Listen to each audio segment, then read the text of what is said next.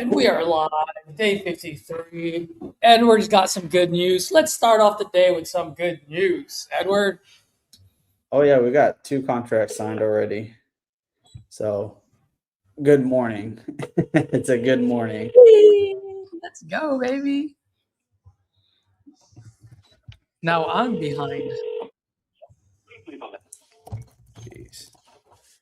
Ooh, I'm actually going to call this guy. He's an end buyer. I'm going to see if I'm just going to tell him that, hey, man, I just got to ask you because I just got burnt. Are you wholesaling this deal or are you gonna buy this deal? You think that's a good conversation with an end buyer or no? Yeah. That would. That'd be a I good mean, one. it's just being transparent, right? Like, and I'm Yeah. gonna tell him like I don't give a shit if you are. Just let me know so I understand how to adjust. You know. Right. All right, let me give Yeah. him a call and see.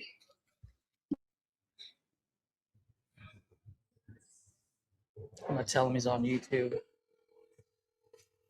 Put some pressure on his ass. That didn't sound right. I'm glad no one was around me. That would have been pretty bad where I'm located. Cam, how are you? Not bad, man. What do you got? Well, first and foremost, my friend, I just want to let you know you're live on YouTube. Say hello to the YouTube fam, and I can mute this call if you want. No, we can make it work. Wonderful. Yeah, so I just locked up this deal in Birmingham, and I've got my boots to get pictures tomorrow or over the weekend. So once I have all of that, I'll put it like in a one-page marketing package, so you have all the information that you need.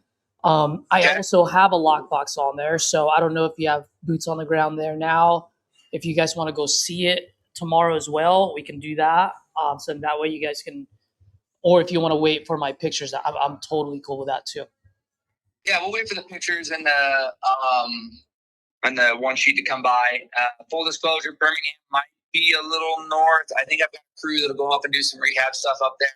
I don't think my PM goes that far north though, but I can run some of that information down if the deal looks right. Maybe we just need to expand up on that side, so we can look at it. Wonderful. And Cam, one thing that I do want to ask you, by the way, just because, man, I just got recently burnt by this dude out in Memphis. So I just got to ask you this because I always love to be fully transparent with folks. If you're gonna be the end buyer, that's cool. But if you're gonna wholesale it, that is also totally cool. The only thing that I ask is just to let me know, so that way we can collab and adapt and adjust when we need to. At the end of the day, I just want to get the deal across the finish line. Whether you're the end buyer or you're going to get a hard money, however, whatever you do on the back end, it's totally up to you. I just want to know just so that I know what's going on and I can adapt and adjust as needed, you know? Yeah, we can. No, for sure. And we're big on that transparency and honesty side too, right? We're all trying to make money in the same business realm and things like that. So we don't do, when we're looking for deals, what we do is rent ready flips. I think I talked to you a little bit about this last time, right? Yep. So I'm looking for things I can flip, but I'm looking to flip it into, we have buyers who are looking for rent ready properties and they don't want to do the burn method because they don't want to deal with contractors. They don't want to deal with the banks and everything else, right? Yep. But they'll come in and buy a property that's going to cash flow. So that's what we look at is we do a flip, but we're focused on the cash flow, right, for the end buyer, but we will buy it outright. We buy it from whoever's selling it.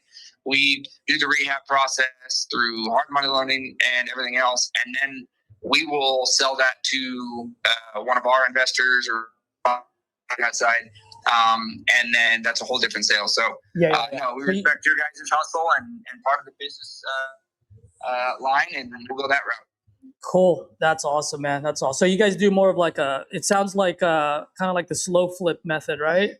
Am I hearing that correctly? I mean, yeah, we've got it narrowed down to like from time of, you send me a buyer sheet Saturday and I can run numbers pretty quick. If I can get my contractor in there within a day or two, with it being a weekend, right? We close 14 days. If it's got clean title, right? Cash, obviously. I typically have that back under contract with another buyer after, right, we've done the rehab within 2 to 3 weeks. A 3-week rehab is usually about the longest we want to go. And we'll typically sometimes even have it under contract before rehab's done. Nice. And that piece. So our slow flips are 3 months because a buyer backs out or something like that. We're typically trying to be done and out of it within 2 months. So with full closing, and I'm assuming the buyer's coming in with a loan process, which takes the 21 to 30 days. Sweet. All right, brother Cam, I love this. I have a feeling you and I are going to do quite a bit of business together, brother. I always love people that are fully transparent. And yeah, once I get the pictures and I get sellers always lie about the condition, right? So once I have that, then I can just price it out properly. But based on what he told me, it is livable. He is also an investor. And so I think I got it. I know I got it priced the right way. It just depends on the condition. Just because I know Birmingham, sure. Everywhere in Birmingham is like anywhere between $50,000 to $70,000 ARV, right? So we already know what price point we need. Market. Yep. So exactly. Well, sure, kick it over and we'll go that route. And then we're really big in the Montgomery area, Wetumpka, Opelika, which is outside Auburn. Auburn University is a big college town, obviously, right? And then we're starting to play a little bit down as you go down south into what is that, Mobile, right? South of Mobile, you get down on the coast. We got a couple people that are looking at like vacations, like using it as a west of Destin, Florida, cheaper vacation spot type deal. So we might be able to look at those options. People want a vacation in Mobile, Alabama? Holy moly. Man, them white sandy beaches, right? If you look at it, they carry all the way over to where that Mississippi comes down and stuff. So I think there's a lot of options there. And that side for some maybe not as expensive Airbnb stuff, things like that. Dude, one of my guys on YouTube right now, he just pinged me. He said he's got a flip in Tallahassee for cheap. Tallahassee, Florida, or Tallahassee, Bama? He heard you, so he's texting it to me right now. Which one is it, Matt? Put 1 for Bama and 2 for Florida. Tell him kick it through you. Maybe we can have a conversation. We'll look at that Bama one. Oh, it is Bama. It is Bama. Yeah. All right. Cool. That's a little hidden gem right now. So depending on where it's at and things like that, let me connect me up with that, and we'll go that route too and look at it. Okay. Let's do it. All right, brother. Cool, man. Yeah, thanks. So you got anything else?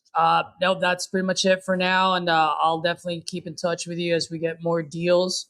And now people know you, so we'll get more deals that way. Let's go. All right. Have a good one, bud. You too. He seems like a legit buyer. Oh yeah. Oh man, we got Matt here. I didn't even see him. I was like on another tab. Heck yeah. What up? Matt. Yeah, I got that one. It's Tallahassee. It's actually not Tallahassee. It's Tallahassee, Alabama. Oh. Everyone always says Tallahassee. Even my realtor out there is like, yeah, I know Tallahassee. I'm like, not Tallahassee. You don't know it. Matt, you got my email address or no? Yeah. I'll put it. You do? Yep. Yeah, just send me if you want to put it like in a marketing package, like a 1-page or whatever. Just send me the info and then I'll see if you'd want it. All right. Beth buys houses. What up, Beth? No, I don't. Joseph.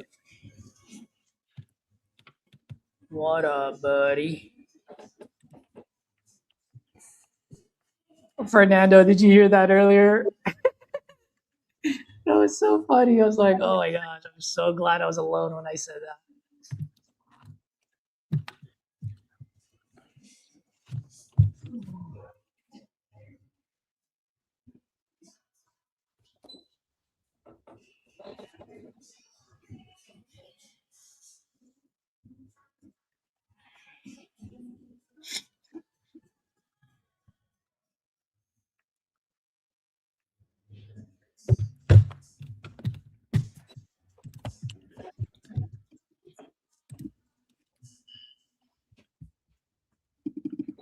What up, Beth? Matt, I'm excited, dude. I want to hear Matt call some sellers today. Let's go. Yeah, let's see who we got. I have a couple appointments, but they're in a little bit later. Let's go. Let's get some deals in. I feel I like had calling two. a bunch of old leads today. I know, that's kind of where I'm at. I have a VA hitting all my old leads and setting appointments, and she's been crushing it. But I had 2 people in the last 2 days say that life hit them and they have tons of leads in their CRM that they can't get a hold or they can't deal with. So they want to export all their leads over to me. And so my brain's kind of going a little crazy Nice. on what I should do about that. But I definitely want to hit them for these people because I like making money with friends. That's right. But yeah, I have a couple DFW leads I can hit. See if we can get any DFWs. Let's go, baby. Let me see. Who do I have that I can call right now? Bob. You're done, Bob. You're going to my long-term follow-up drip. Don't want to deal with you.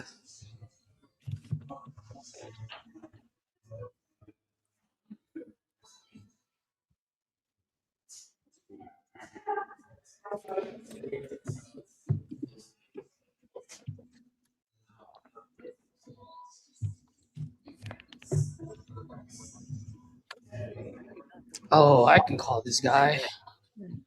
Mars. Dude, I have a feeling he already signed a contract with someone. I dropped the ball on this one.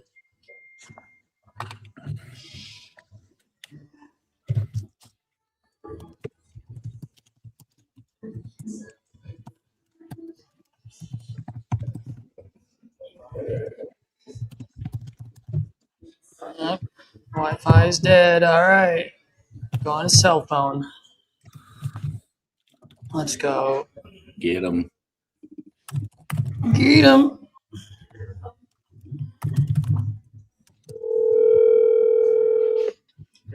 Hey, Roxy. Happy Friday. Let's go. Rita.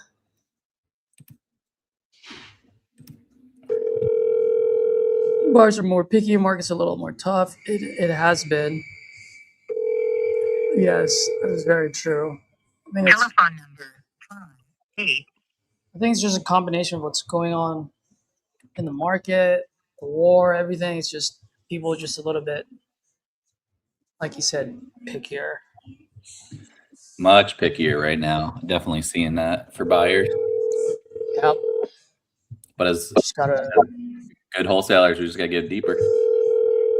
get deeper, do more volume, adjust.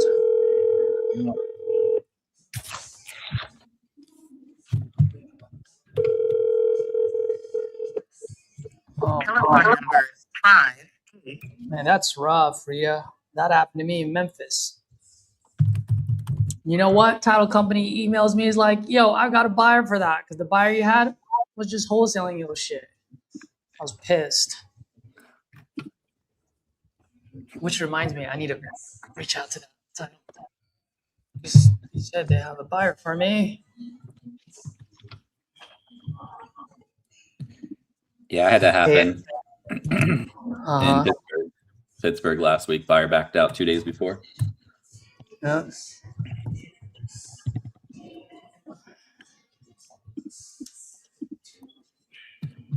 Clarkson. You know what? Just for content, let me give her a call. I really liked her voice. I kind of tried flirting with her for a little bit, but she didn't take it. Does that ever work for you? I was like, damn, man. No one-line assassin on that one.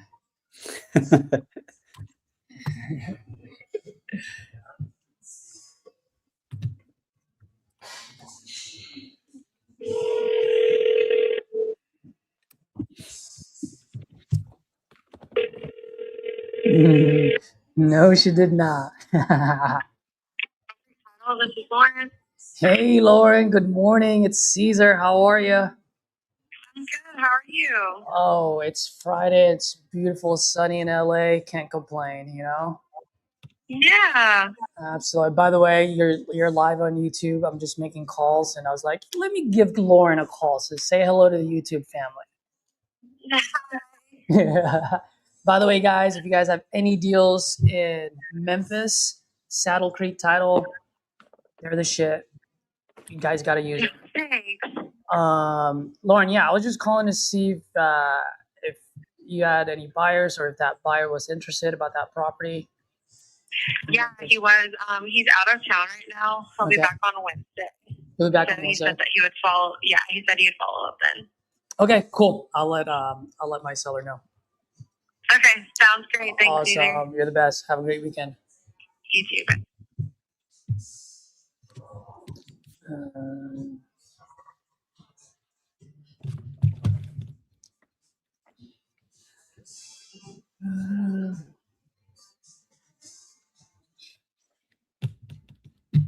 Yeah, Rita, that's actually a really good point. I would say I would agree and not necessarily disagree, but how can I say this?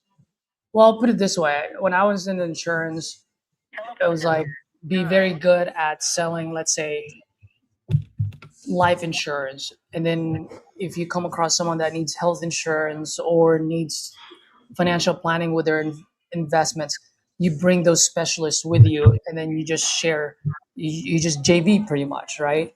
And so that's how I'm approaching it too, where I still have that hedgehog concept where it's like, okay, I still want to do wholesale, I still want to do cash. That's how I want to do it. That being said, if I see that there is an exit strategy for a novation or a wholesale or a sub two, like you just got to know enough to be dangerous to talk about it and open the idea. And then I just bring the right people in, especially when it comes to sub two. I just don't like them. I don't want to be part of them. I don't even want my LLC to be part of the HUD. So any sub two deals I have, I open the idea, I open the seller's mind, and I just go, hey, do you mind if I have one of my gals or one of my guys give you a call? They're the expert on that realm, and they appreciate that. And then I just get a kickback. I was like, I don't want to be part of the HUD. Just pay me a referral fee. I don't care. So I'll give up a good chunk of the assignment just for a small referral fee, just so that I don't have to worry about getting sued in the future or whatever it may be. I'm not against sub two. I just don't like wholesaling sub two deals. Two big different things.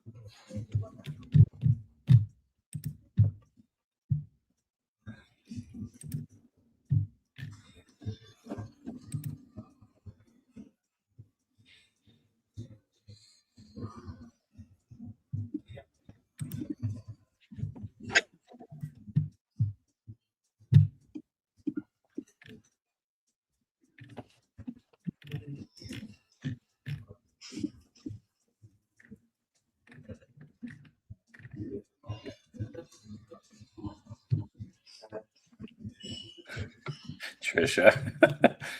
What? Is Trisha here?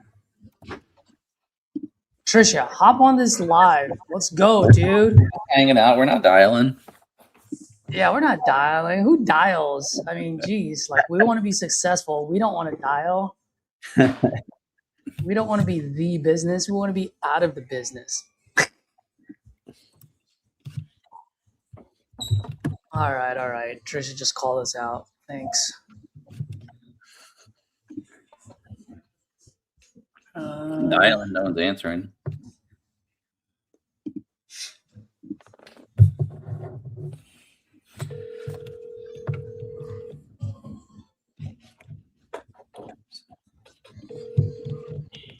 Hello? Hi, Jackie. Yeah, this is Shayla. Oh, okay. Sorry. I'm looking for the owner of property on private road in McKinney? I don't suppose that's you. Okay. Mhm. All right. Did you fill out a form on my site about possibly selling that? Yeah, I'm not going to now. Oh, you're not going to. Okay. I mean, just out of curiosity, what changed? I just decided I didn't want to move. Oh, okay.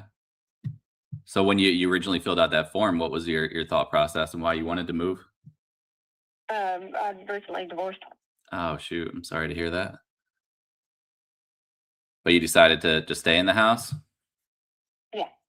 I gotcha. What went into that decision? Well, we were supposed to split it, and I just paid out his portion, paid him out, and he signed everything over.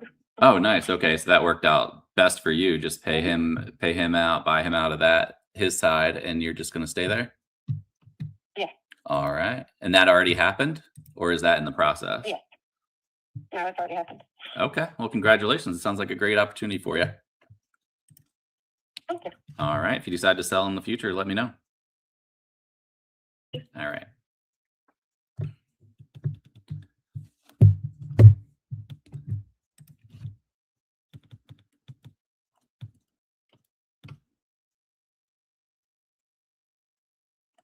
Bottom out.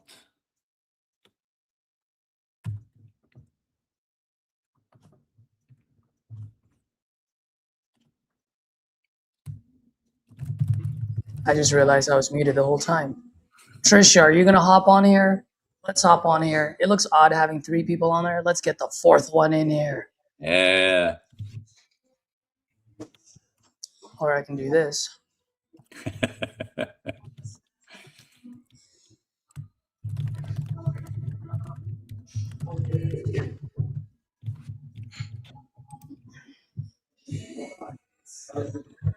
For you folks that are watching that are new, that was a great call from Matt.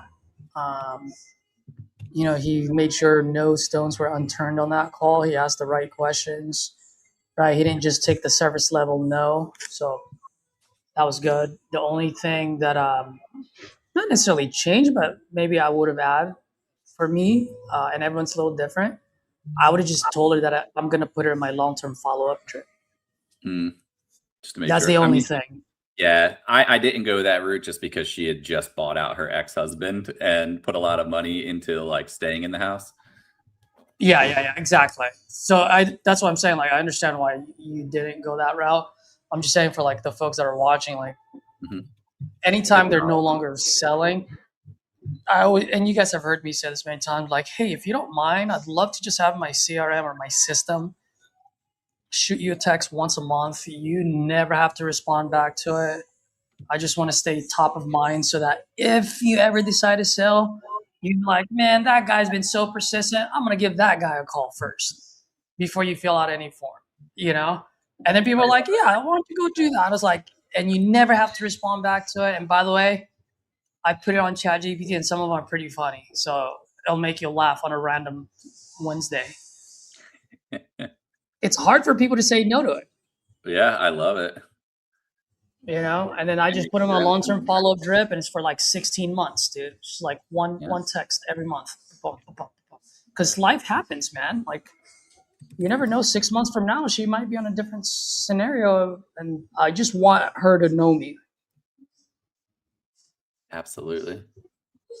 No, I like that. That's a really good way to phrase that too. Giving them the out to never have to respond.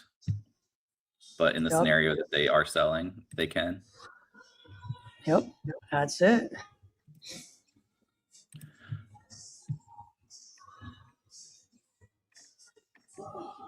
And then my first text. I'm sorry. Go ahead. Me and my process with these leads, I'm just dialing off of a list right now. So I'm not doing it through my CRM. This was just a list somebody gave me today. Oh, nice. You're just calling it from a... Yeah, so if it's in my CRM, it's easy for me to just put it into long-term follow-up. Otherwise, I'm going to have to import all of these. You're going to have to do it.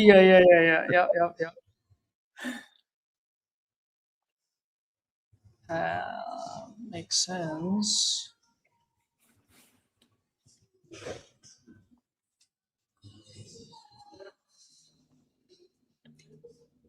Does Speed to Leave have any coupon code today? It'll probably come out a little later. Yeah, it usually happens towards the afternoon, right?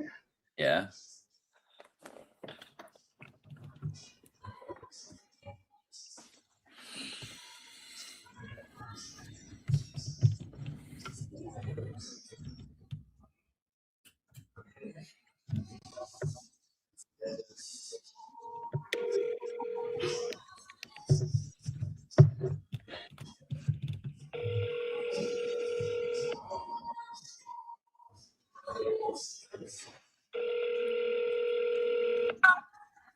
Hello. Hello, Hi. Is Rebecca there? this is her. Hi, Rebecca. This is Matt. Looks like you might have filled out a form on my website about selling your property on County Road. You still looking at selling that? I mean, let me hear what's that saying. What were you saying? Looks like you filled out a form about selling your house on County Road. Is that still accurate? I sold it. You've sold it. I sold it already. Thank you. Okay. When you Oh, when you said you sold it, does that mean you've already closed on it? It's already yeah. okay. All right. Well, congratulations. Have a good day. You too. Oh, we lost Caesar. Normally, I would ask a couple more questions to see if they have any other, but there was a kid yelling in the background, so I didn't want to keep on that call. She was seeming super distracted.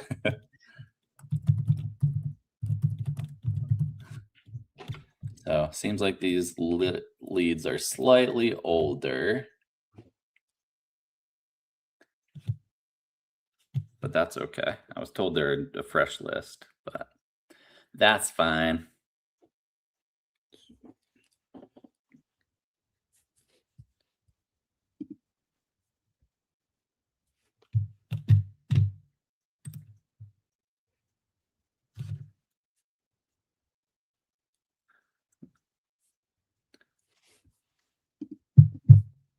I want to get some more dialers in here with us. What's that? So I'm going to get some more dialers in here with us. Everyone else is telling me they don't have the leads to dial a bunch on stream. Mm.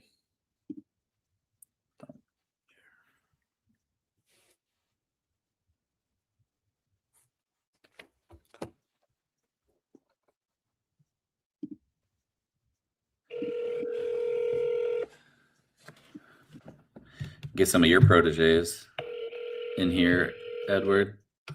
Yeah. Trying to get two of them dialing. Okay, how can I help you? Oh, I think I got the wrong number.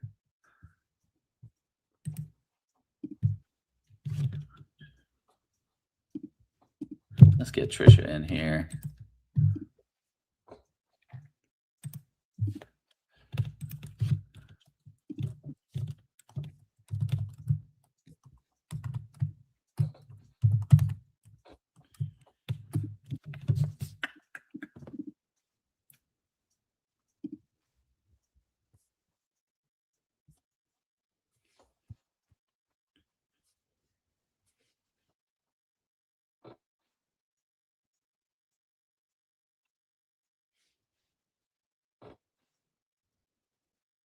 No, please, Trisha.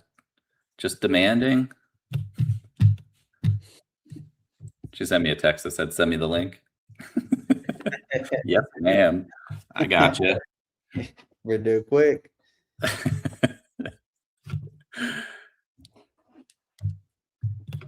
I don't know who's host if Caesar's not on to let her in. Oh yeah.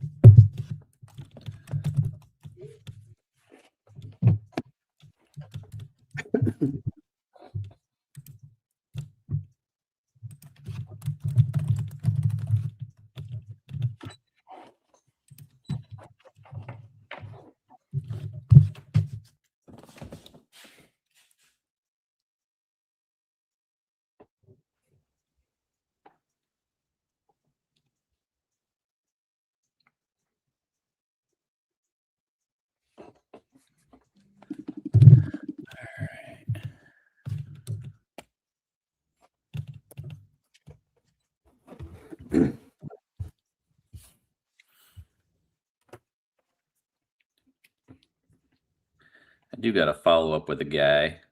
I normally don't do this, but this guy, super old school guy, he was not, doesn't have a computer, doesn't have any way of signing, doesn't really know anybody, won't go down to the library. He's got dyslexia, so he can't read the contract on his own. Oh my goodness. So he said he was having a friend come over and read it. And I said, why don't I just email it or like email it to your friend? And he's like, no, I don't want to deal with the computers. So I mailed it to him. He's sitting down with the friend and he says he'll sign it and get back to me, but he's been really slow with doing it. Dude. He's only been dealing with me. I don't think he's not like shopping it around or anything. Yeah. Because he reaches out to me all the time. So I'm going to call him and see if he was able to read it through a friend. Hopefully he's okay with everything.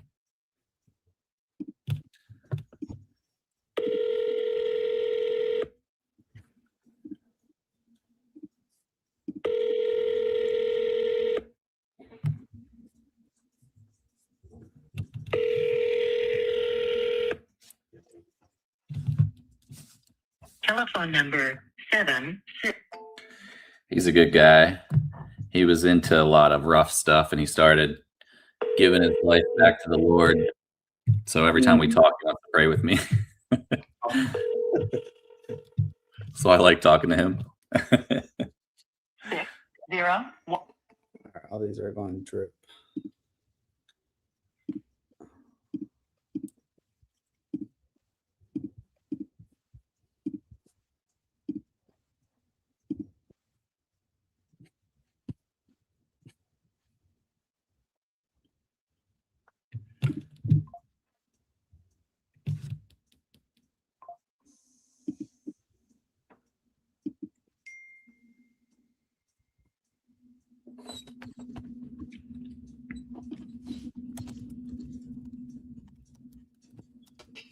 All right, folks, I am back.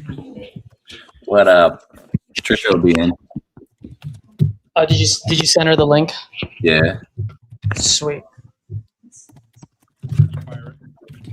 Hey, is this Ron?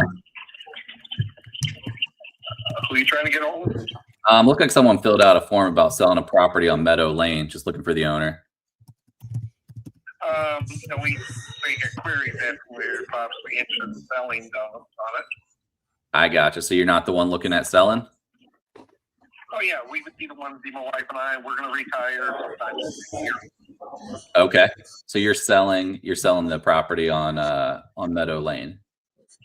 Yeah, we haven't put it on the market yet. But that's what we will be doing. Okay. And how much are you looking at getting for that? Well, the land alone itself is worth $800,000 if we're here for it. We're in a pocket of Cullen County.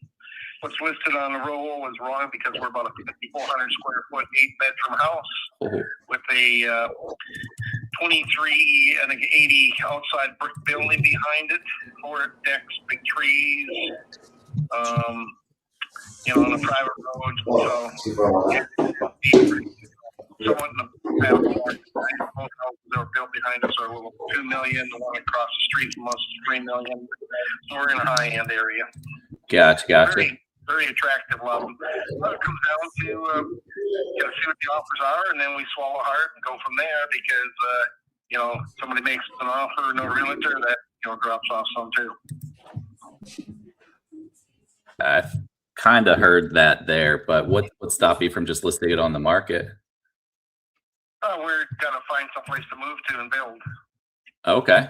All right. But that would be the case, it would just change our timeline to, because it'll be most likely, both my wife and I are 70 already, so we're going to most likely be, after the first of the year, convert to full Medicare, so we'll both maybe retire from our jobs and that type of stuff. Gotcha. So what is the time frame on this then? I know you're saying the first of the year, but what's... Well, if we get the right offer, we just need to have a place, so it takes us a couple months to get a place to move into and get out. So okay, so you're looking for offers right now. So if somebody came across an offer, then that'll change our view. I'll have to get movers and place to move, stuff like that. Okay. I imagine that will take a couple months to get done because you have to get a place and move. So So, and we're in Lovejoy High School area here, which is the sought after high school because all the classes are AP for students there. Mm-hmm. Their goal is to have 99.9% of their students go to college. And it's one of the top sports schools for 5A, which is one below 6A school here. The high school baseball team just won state of Texas baseball, and our football team always goes quite a long ways in playoffs. Oh yeah, I'm well aware. Basketball, know that. Definitely well aware of the area. Okay. So I'm just trying to figure out. We're in a pocket of Cullen County here. Right. We have an HOA that's $50 a year, and then we pay $150 towards road fee, but that's all. And it's really what I call it. It was created back in '78, so very inactive. It's only to get stuff done like road patching or stopping people from moving trailer houses or any bullshit like that into the area. Right. So I guess let me ask you this. I mean, it sounds like you said that you're collecting some offers and you're kind of just seeing where you land, and you got some options if you're looking at retiring, but maybe not right away unless you get a good offer that might push your timeline up a bit. So you're kind of toying around with. Exactly what will occur. We get an offer. And my wife, because both my wife and I are working, we have to move and have where we can establish our work desk because we're both telecommuters. Okay. Our company, well, she actually still has a desk in the EDS data center over in Plano for it, which is hard to do. Nobody knows it still exists. And I actually was in the Plano Godpod campus also, but now I'm remote because I'm part of Paraton, which is out of Virginia. Ruston, Virginia, and that stuff. So, but I do travel some. Went platinum last year, so I traveled a lot last year. But this year, it's almost nothing. So the government shut down. Right. So, I mean, what happens if you get a good offer? I know you said it would push your timeline up, but what does that timeline look like? Then we move everything up to get out of here, and take a couple months. I said so. We'd be talking. Well, it's going to be June coming up, so the August time frame would be the, to get at a minimum because you have to get a place to move. So we're looking at like 60, 90 days or so? Yep. That'd be a good plan. Okay. And you said a good offer. What? I have a almost 2,400 square foot garage out there. They'll have to move all the stuff onto besides our house, and we'll have to downsize. Because right now this house is pretty close to 5,400 square feet. 5,400. Yep, and 3.5 baths, and could be classified as an 8-bedroom. But I would say conservatively, it's a 6 or 7 because one of them is a small room that they classify as a bedroom, but it's more what I call a office or that type of stuff. Okay. And you said that if you get a good offer, you would push the time frame up. 38 by 28 up there with a deck on both ends. Big slab out here, big trees. We're part of the mature area of the lots here of everybody because I put trees back in 95 through 2010. We put a lot of trees in, about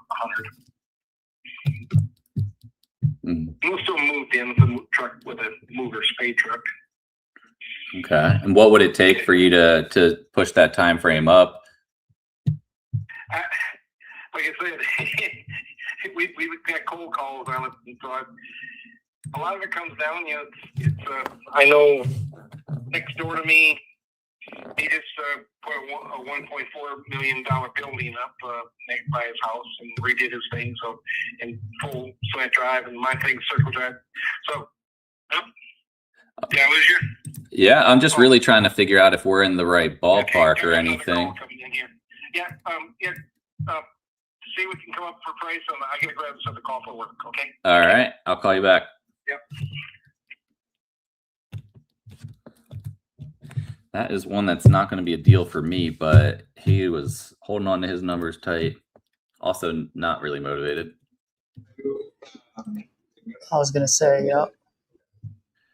But this is DFW, so maybe I can get Danny a listing out of it. That's very true. That is very true on that one. So that's where I was going to go with it. I just need to find out where the heck he's at. He said 900,000 for the land. I am seeing houses selling similar for one. Because of the high roll, it kind of gives you like. It's not far off.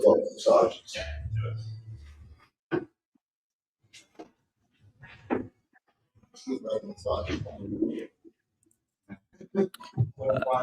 if I can get Danny a listing out of that one, then I'll move on.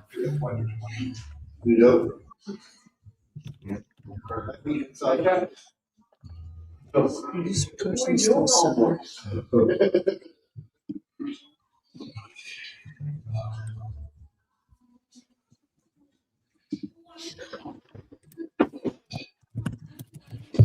I need the other two on a call right now. No, I'm not gonna call you there.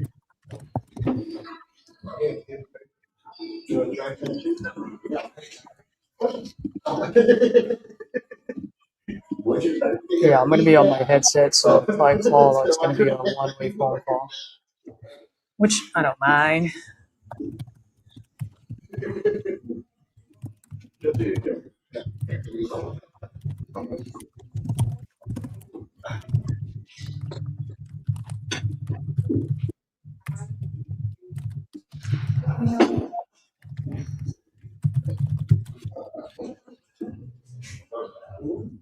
That's what I wanted to deal with. Have you been calling those lead Zolo leads? Yeah, I have.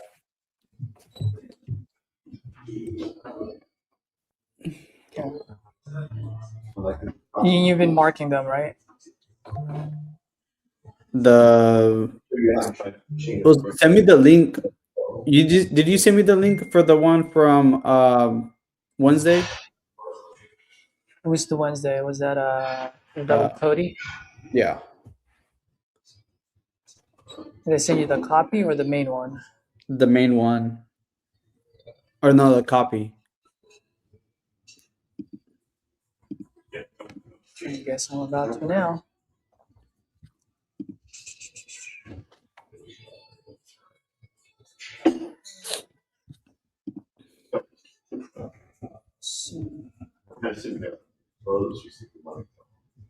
You haven't sent it to any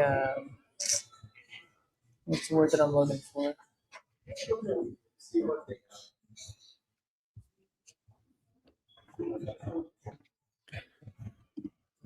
Yeah, nothing has changed aside No from contract sent for you, right? Or no? not for that one. No. So every lead's still fair game. Yeah. They didn't mark the one. Olney, Illinois. That sounds familiar. Didn't you talk to that one? Which one? Olney, Illinois. Oh yeah, the one on down. Brook. That's one I have the contract signed on. Which one? 31. No, that's in Columbia, Illinois. I'm talking about 28.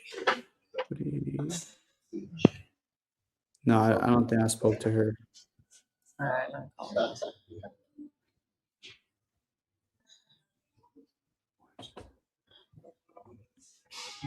So tell me about this race, Mom.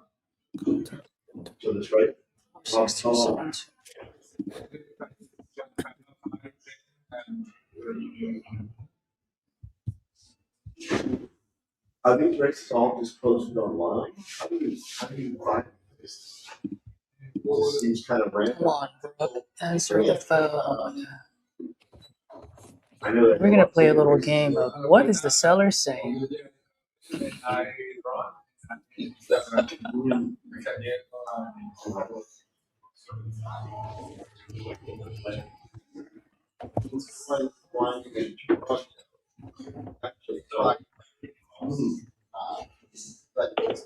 sorry, you can't.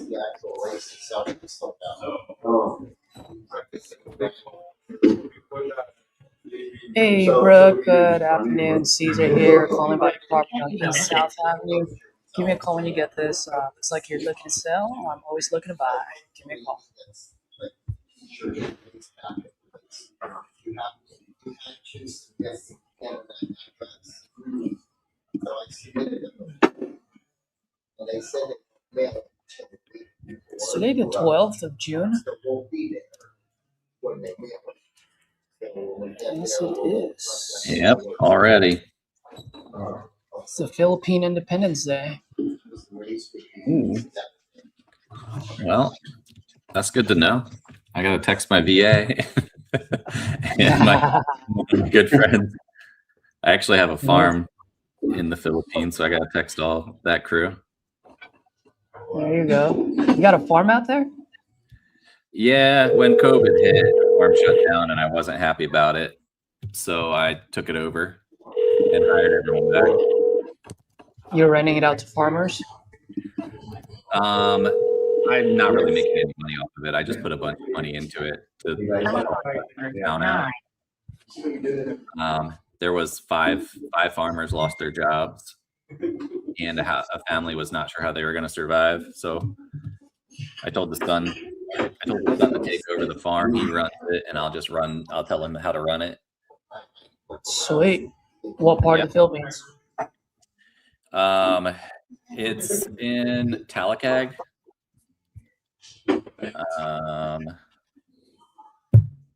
It's not one of the ones they did feel the earthquake, but it was not one of the ones that got pounded by it. Got it. I think I know what you're talking about. It might be in Luzon. Cagayan de Oro. What is it? Cagayan. I'll put it in the Cagayan de Oro. de Oro, yeah. Yep. In Bukidnon. You have me survived. Dude, did I talk to this guy, Michael? That's the problem with this. I didn't take notes. No, I did actually.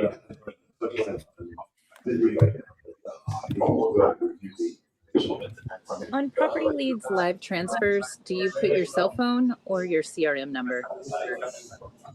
I put my CRM number and then I think I have my cell phone as a second number, but I think it's the same. Does it really matter? I think it's just, I don't even think the seller sees it. It's just a matter of getting it to you.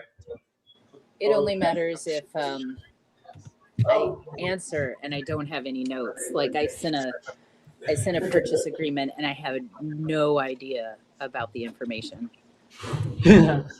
because it was on my cell phone and I was like, not taking notes.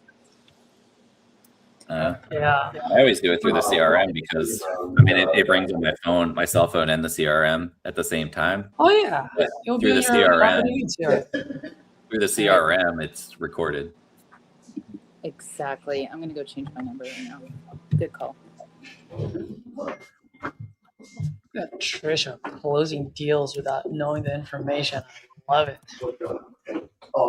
No. He just signed today, and I actually was like, I have no idea what I was thinking about with numbers, sir. This absolutely won't work. And I'm so sorry to be the one to tell you.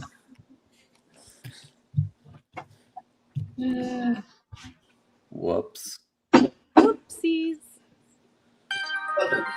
Yeah. At least it took you, what, 24, 72 hours?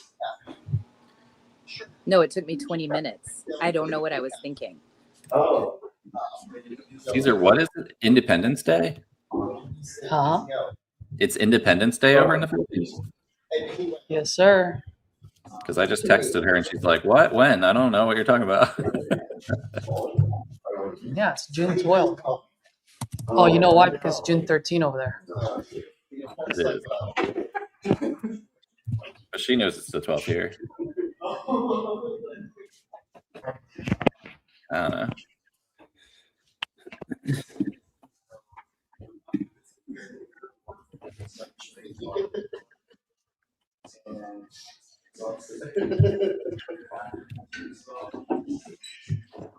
Hey, Michael, Caesar here, calling about your property out in Liverpool. Looks like you might be looking to sell this property. Give me a call. I do buy quite a bit out there. You got my number.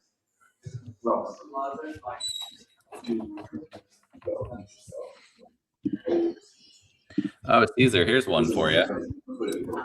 What Talk up? to a seller, and she owns a house, but not the land. The land is owned by a trust, and she leases the land, but it's a stick-built house.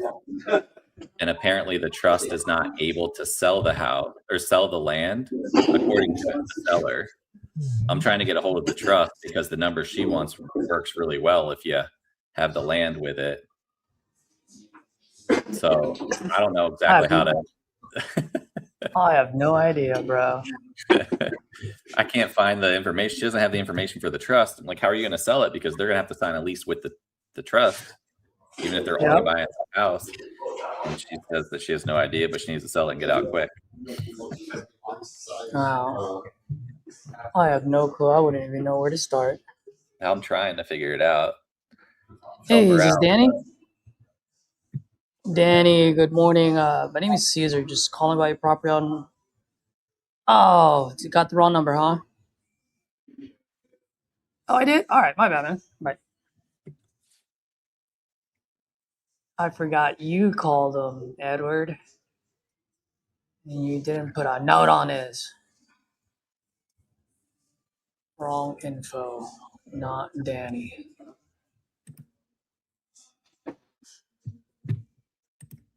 DQ.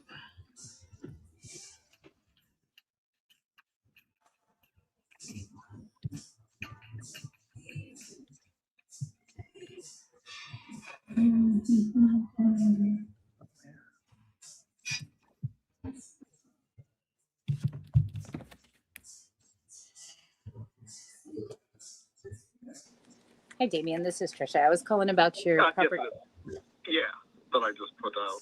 Yes. Okay. All right, go ahead. You still looking to sell this property?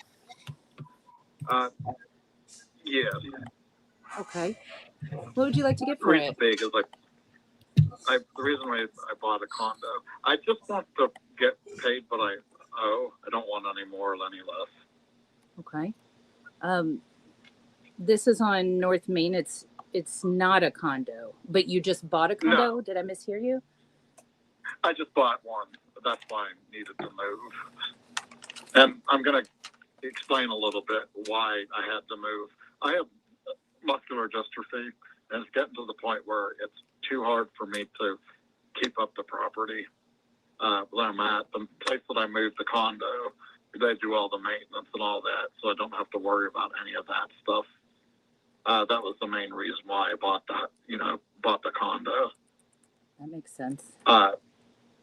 And then I still have this house, and I have enough money to, pay the mortgage for a while if I need to. But I was trying to kind of, avoid that, so I'm not paying, $1,000 for every extra $1,000 for a house that I'm not living in. That makes a lot of sense to me. Absolutely. So what do you need to get out of this? So currently I owe $109 on the house, and I can even pay it down lower if I need to, under 100. But I just wanted to see what the offer would be, and then if it's good enough, or at least close enough where I can pay the remainder off, that would be great. But I wasn't sure how that process worked there. Okay. Well, I'm happy to tell you about the process a little bit. I'm also just want to make sure that I fully understand the situation. Do you mind, just telling me a little bit about the story of the house? I've pulled it up on Google Street View. Yeah, it was built in 1971. I bought it back in 2011, and the realtor wasn't. That's why I didn't want to deal with the realtor for selling, because he wasn't very honest with me, and the basement leaked. Oh. So I dealt with that for about 10, 11 years, and I put a French drain in, which, by the way, is not cheap, in the basement. So that was taken care of. But problem is, I can't go down steps anymore. So I had a water leak at one point that I didn't know about, but thank goodness my nephew went down and saw it, and I was able to get that fixed. It's just certain things that I can't see down in the basement that I could do. But so I have about, I can put it, the furnace is old, and I was thinking about replacing it, so I can do that. I'm not worried about getting that done. Okay. The kitchen does need to be remodeled. It's still in good shape. I mean, there's still cabinets, everything works. It's just not cosmetically. It doesn't look right, you know, because somebody put carpeting in the kitchen, which I'm going to get that taken care of. I'm going to put hardwood flooring once I get everything cleared out of the house. Is that your plan? Is that what you want to do? Well, that's my plan if I need to get it to the price where I wanted it. I see. But like I said, I just don't want to pay. I just want it paid off. I don't want any extra money. I don't care about that. I just want it paid, so I don't have to worry about it. Yeah, it sounds like to me you just don't want to have that monthly burden for an empty house. Yeah, and that is correct. Plus, you still have to keep the electric, the gas, especially electric here in Pennsylvania, because if you don't keep to keep the heat going, so the pipes don't freeze and all that stuff. Plus the lawn care and whatnot. So, but I have the lawn care set up for 2 months, so you don't have to worry about that part of it because I'll keep it trimmed up and working. So, what else did you need to know? Well, it looks like from what I can see on Google Street View, is this a brick house? This looks like it's brick with new windows. Am I looking at the right property? 292 North Main. Is there a vehicle off of Google? Is there a vehicle? No, there's not. In the driveway? There's not. Okay. Well, it looks like, so when you come in, I have a handicap railing in front. I don't think that shows. No, it's not showing anything like that. But you know what? This was from August 2018, so I might be looking at much older pictures.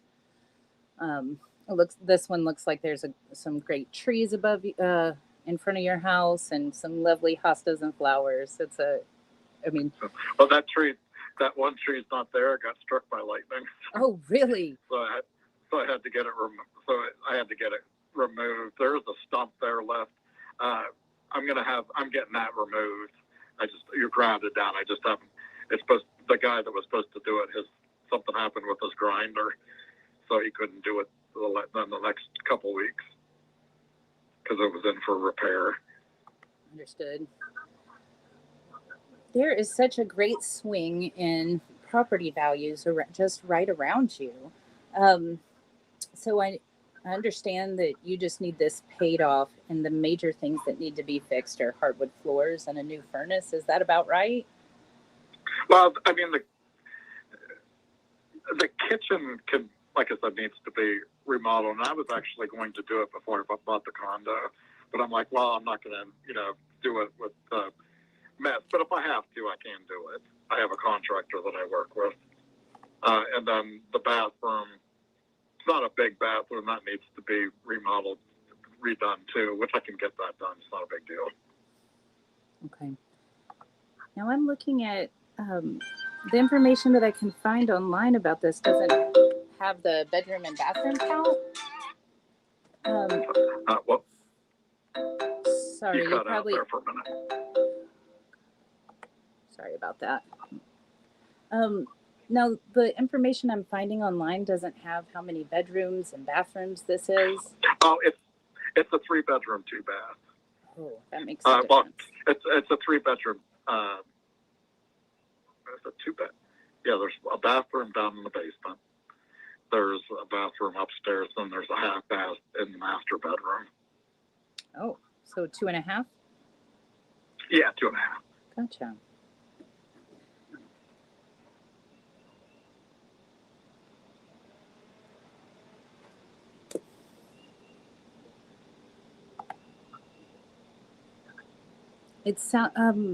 Now correct me if I'm wrong. It sounds like you may have some wiggle room on time, but you still would like this done as soon as possible. Do I understand that right? Yeah, within 2 months, because I make my first payment at the new house August 1st, but I have enough money to last, to pay 2 pay. I just don't want to do it that long. Okay. Yeah, absolutely. And then you said something about a realtor. They weren't really honest with you. So that. Well, what happened was, when I first bought the house, we went down the basement, and we noticed that the carpet was wet in the basement. And I asked her about it, and she goes, "Oh, it must be the dehumidifier must have overfilled or something." And that was the excuse. And I understood that and bought it. But we removed the dehumidifier, and then it just started leaking like every couple months. And to the point where it's, almost soaked the whole freaking carpet. Oh, no. So I wasn't too happy about that. And I replaced the carpet twice down there in the time that I'm living. And finally I was just like, you know what? Forget this. I'm just going to get a French drain, because it had a nice bar down there that got ruined because of the water. And it was just a nightmare. But anyway. It sounds like a nightmare. So, but to be honest, and the lady that told me, I know she was a family friend. She went to our church. But I would really have wished that she would have told me that. I would never bought the house. But that, what didn't happen. But anyway, that was my bad experience that I had. Gotcha. And I'm not sure every realtor's like that, but that just put a bad taste in my mouth. Well, absolutely. And I'm just going to hope that she just was ignorant of this whole full situation, and not trying to pull one over on you. And that's what I'm hoping too. But, it's not her. I mean, I wasn't upset at her, and we still had, a relationship, but I just never, I didn't think it was, I wish she would have told me, or wasn't blowing smoke up my, so. Gotcha. Well, I definitely think that this is something that we can help out with. This is sort of our wheelhouse, making sure that we get everything paid off for you, your mortgage paid off. We cover the closing costs and the holding costs that are associated with it. We'll take care of some of those updates that you were talking about and see. Okay. Yeah.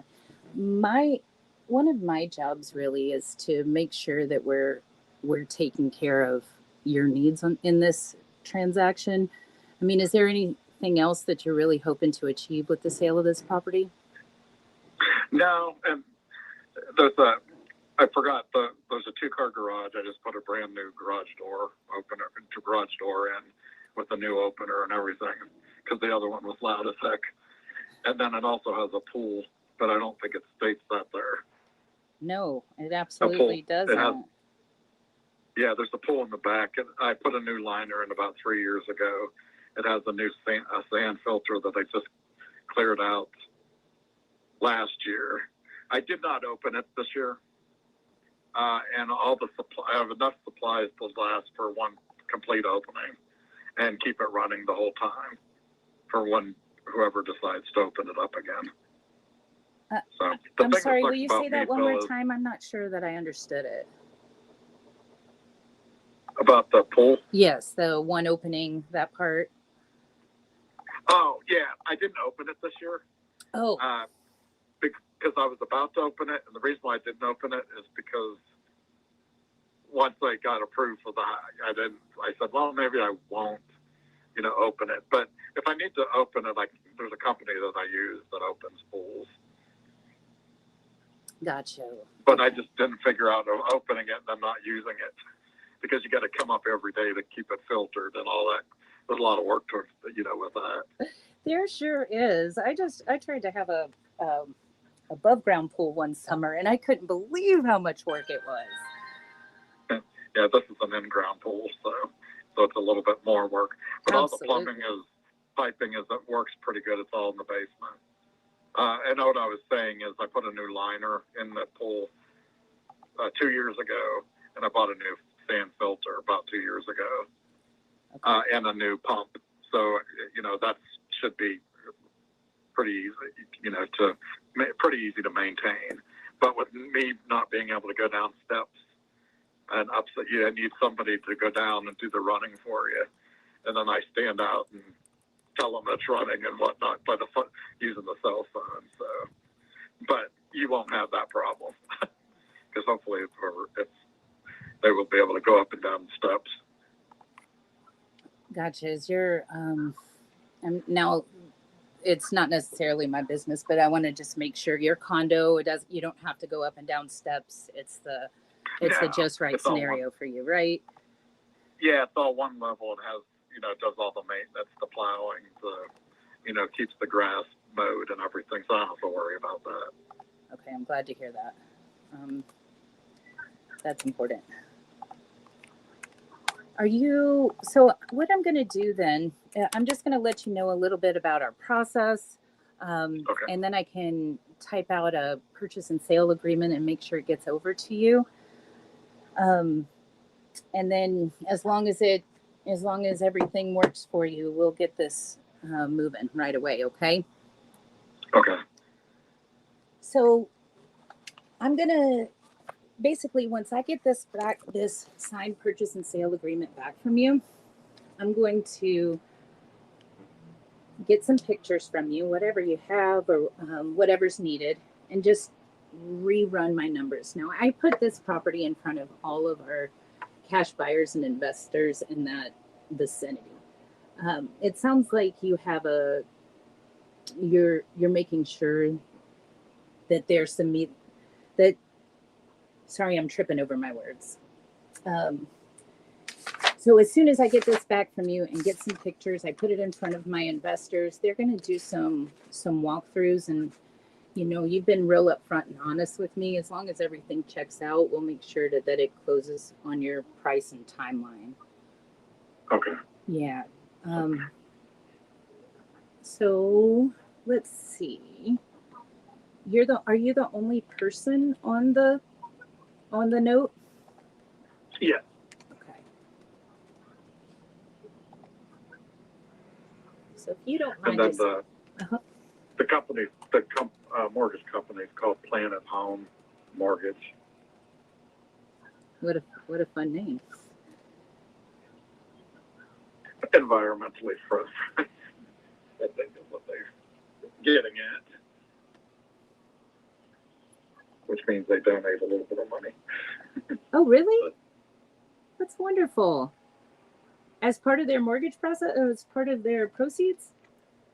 No, well, I was kind of joking. Oh. But they put that name so it sounds planet friendly. Got you. Maybe I'm a little gullible. I believe everything that everybody tells me. I'm sorry. I just assume that everybody has positive intentions, right? And I'm sure they do, but I just, it's just funny. So, but anyway. Yeah. That is. Let's see. Let's make sure that whatever purchase price that I put on here covers all of your needs, all of your mortgage. So what is your payoff amount? You know what? Hold on 1 second. I'll go grab. I just got the new mortgage bill. No, hold on a second. Let me grab it. Sure. Oh, actually, it didn't have to. It's right here, right in front of me. All right. Let's see. The principal balance is $109,954. Minus the next payment that'll go out, and not giving me pay off of now. Hold on a second. Okay. Oh, 109. That definitely changes things just a little bit. I thought you had said that you had owed 100. I said I owed, the price said 111, but I forgot about the payments that I made, last two payments that I made. Gotcha. So it's almost 110. But it'll probably go down again. Payment comes on the 3rd of next month. Trisha, look at my first. Look at the private chat. Let's see. It's not giving me a payoff.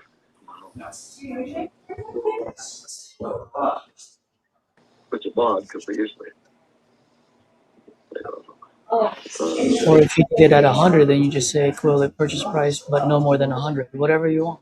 No, I don't see it on the. It's not giving me a payoff. Okay, that'll be all right. We may be able to do some adjustments there. I mean, we'll get that back from you, and the title company will take care of it. I guess I did actually skip one of my steps. So once I get this purchase agreement signed and back from you, we send it over to a title company. The title company really is there to protect you, and that the mortgage is paid off before the deed transfers out of your name. Okay. And then they just make sure that there's a clear title. So I'm going to be real honest with you that, this may be a little, I'm going to take this to my team and get some good feedback from them. I do think that we'd be able to do a purchase price equivalent to the mortgage payoff amount, but no more than 109. Okay. So is it? And that's fine with me because, like I said, I can even make 3 or 4 payments up front, to get it even lower if we need to. That was my whole thinking. Okay. Yeah. I do have enough in savings to get it down, as low as I can. Well, yeah, and then we really just want to get this burden off of your back so you don't have to continue to pay on it, right? Yeah. Yeah, that makes sense. So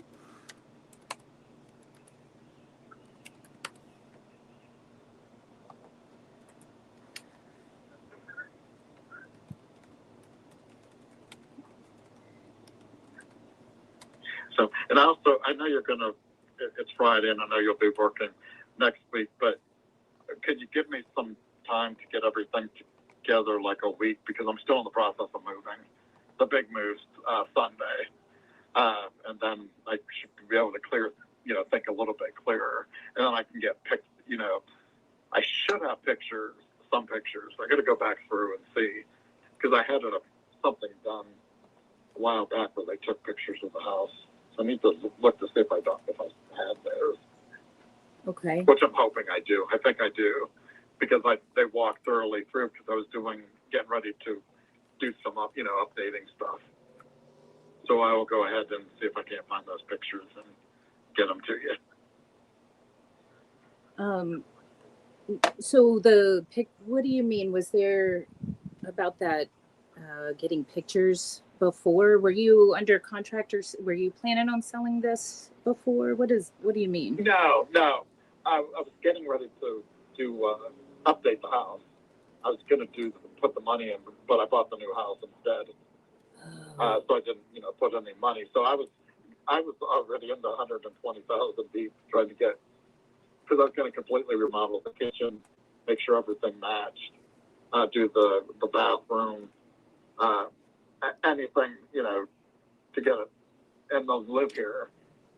But because I was going to have to get an elevator put in, so it was getting kind of costly. Yes, it sounds like it. That's why this house came up just on a day I saw it. I said, you know what, I'm going to go ahead as a condo. I won't have to worry about anything, and I'm just going to go and do it. So I went ahead and, got the pre-approval, and I closed on Wednesday. Oh, congratulations! I'm so glad to hear that.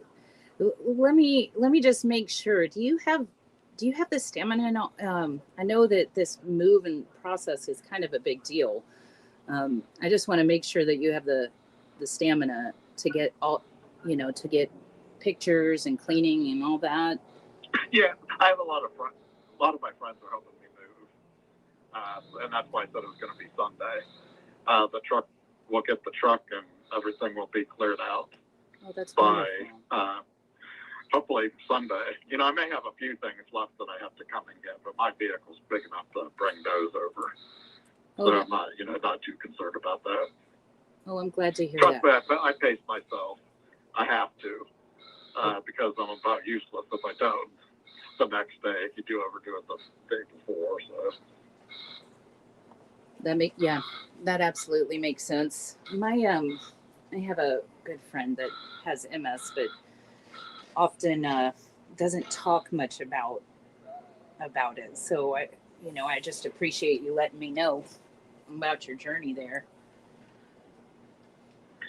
Yeah, and and probably the last 10 years it progressed to the point, you know, where it's getting, I can walk and everything's fine that way. It's just I can't go down steps or Hey, Jackson. step up, go up, down steps. Hey.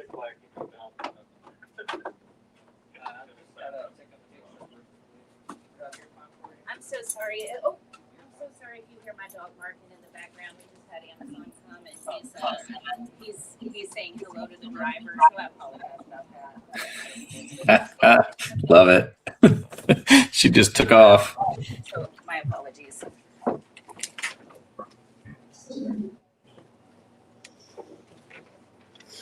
And if I don't have the pictures, I have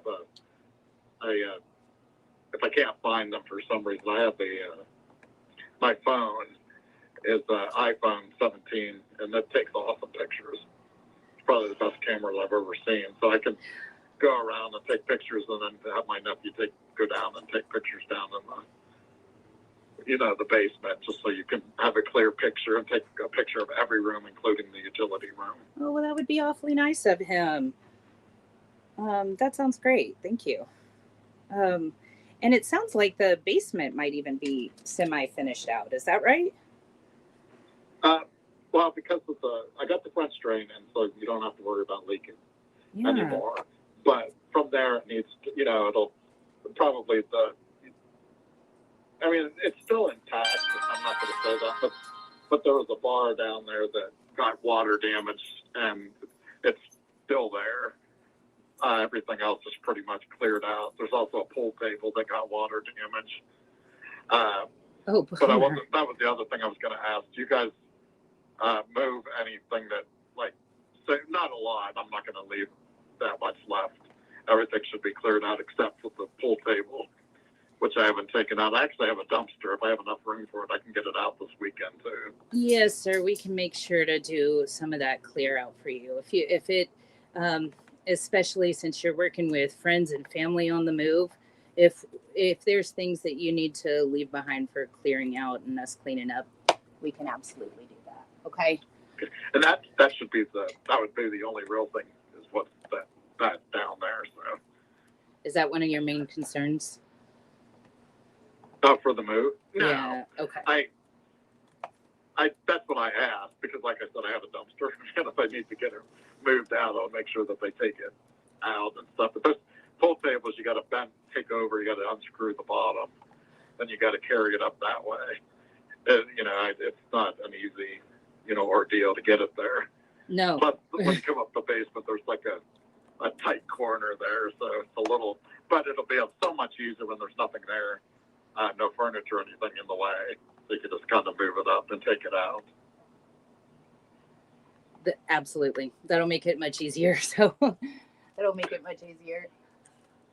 So I did just send it your way. You should have gotten a link in your phone and in your email.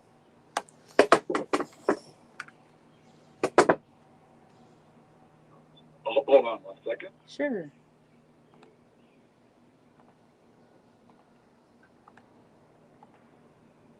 I put it on speaker so I can take a look at it while I'm talking to you. That works for me. It's amazing, these phones, this technology. You can do more. Phones are more expensive than laptops now. My husband doesn't even have a computer anymore. He only uses his phone. So, so I totally understand. Trisha Gunley. Yes, that's me. Okay, gotcha. Okay. That's the one of restrictions. I just want to make sure that I got the right information here. So far, so good. If I think of anything else, I will let you know. Okay. Were you able to open up that link? Did not seeing a link on it. Uh-oh. Is it the 29? Is it the 292? Because it's underscore, but there's no link. Oh, it should say link.cyclecells.com. Let me see if that was another email. So the one from the email, says may say different. Let's see. It says The one document. that I got, the first one was at 146, and it said receive your inquiry. That's the only one Uh-oh. that I got. Let me try that again. So wonder if it went to my spam. I'll check that too. Okay. Let's see. And I'll just resend this text message. Is it the purchase agreement? Yes, sir. 292? Yeah. Okay. Yes, sir. That's Yeah, it went. So, yeah, it went to my. So let me see. Move that. Move it to.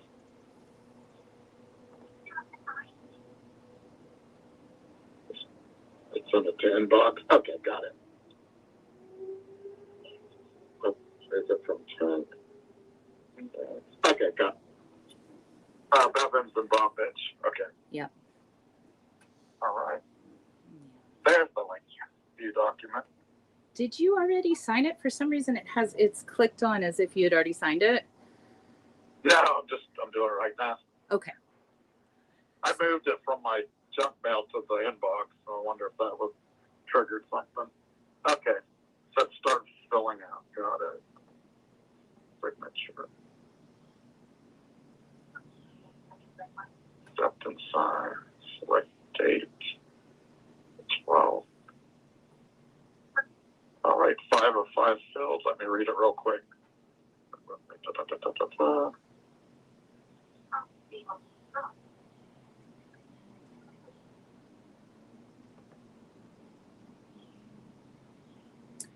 Oh my goodness. I put the incorrect closing date on here. You know what I did? I put today's date.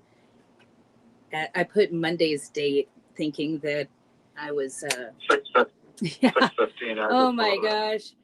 I'm so sorry. Well, let's just read through this while I fix it. Don't sign this one. Okay. Let me move this to a draft. I'm so sorry. What a mistake. All right. Let's see here.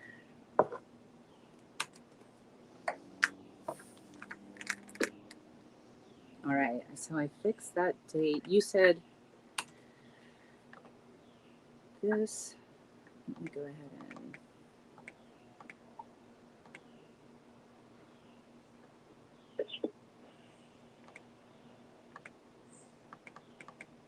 Kind of hoping like the end of August. Okay. But, how about we put on the middle of August just in case? Okay, So yeah, that'll give you work. enough time if it, that you'll be completely aware of everything that's going to happen. And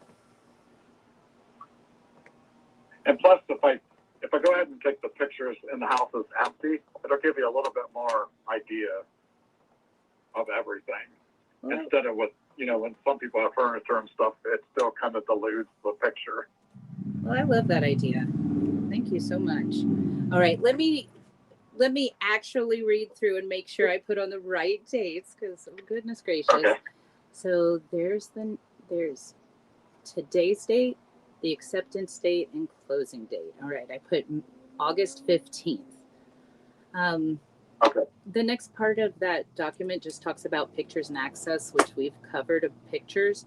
So with access, since it's going to be empty, I will go ahead and send you over a lockbox so that our local contractors and buyers can can come in, but my job to you is just to make sure that you have full information about what's happening. Okay. Yeah. And let's see, I have sent the new one. Great. We'll pick it here.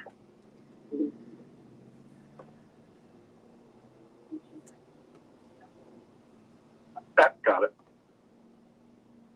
All right. View document.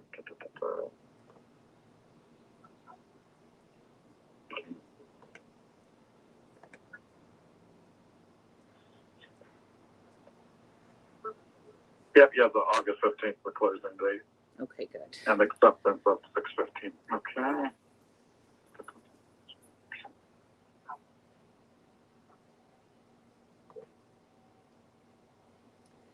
The rest of it pretty much is common in all real estate transactions. I mean, we made this as simplified as we could, but they're just all the things that we have to put in there.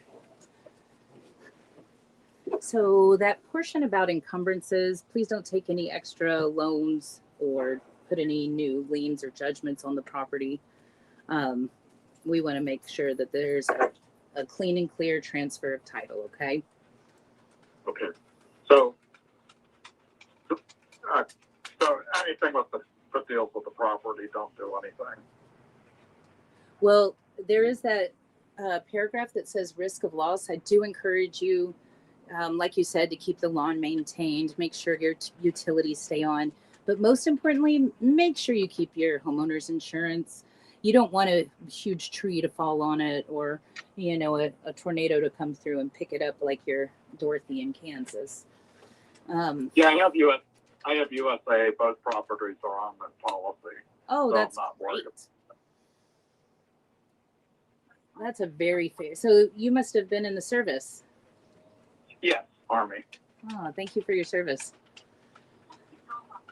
I wasn't in wartime, but I say that to people that were actually in Iraq and Afghanistan. But I almost went to Yugoslavia when that was going on in '95, but we were actually about to bug out, and we were 2 hours from leaving, and then they canceled everything because I was a replacement. I was on what's called a replacement detachment.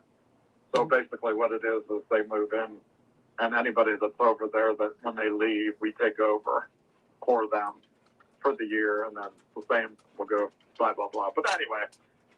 Well, I still think I'm still going to say thank you for your service. Like, not many people will stand up like that. So thank you. I was stationed in Louisiana, which might as well be overseas. It's super hot down there. And it's crazy. Yeah, don't tell that to my aunt and uncle. Oh my gosh, they live in Louisiana. But I agree with you. And it's not all Louisiana. I'm talking about where I was at, which is Leesville, which is in the middle between New Orleans and Shreveport. And it's a lot of wilderness. That's where they did the jungle training for Vietnam. Oh, whoa. So you can imagine how hot and humid it would be. But that was, plus you can't buy alcohol on a Sunday in any parish in Louisiana. Is that right? Yeah, the whole state. It's like that. I had no idea. Oh my gosh. Now New Orleans may be different because I'm assuming people party, are there Monday through Sunday. But like in the parish that I was in, there was a dry parish as far as drinking on Sunday. And that's all parishes were like that, I thought, but I could be wrong. The New Orleans was the only thing I couldn't remember how that worked out. I'm sure they have an exemption. I'm sure they do. Okay, so it looks like you have gone ahead and signed it. Do you want to click that finish button? I thought I did click it. Oh, maybe you did. Let me see. From my end, it doesn't. Yeah, it's not showing the blue button to say finish anymore. Okay.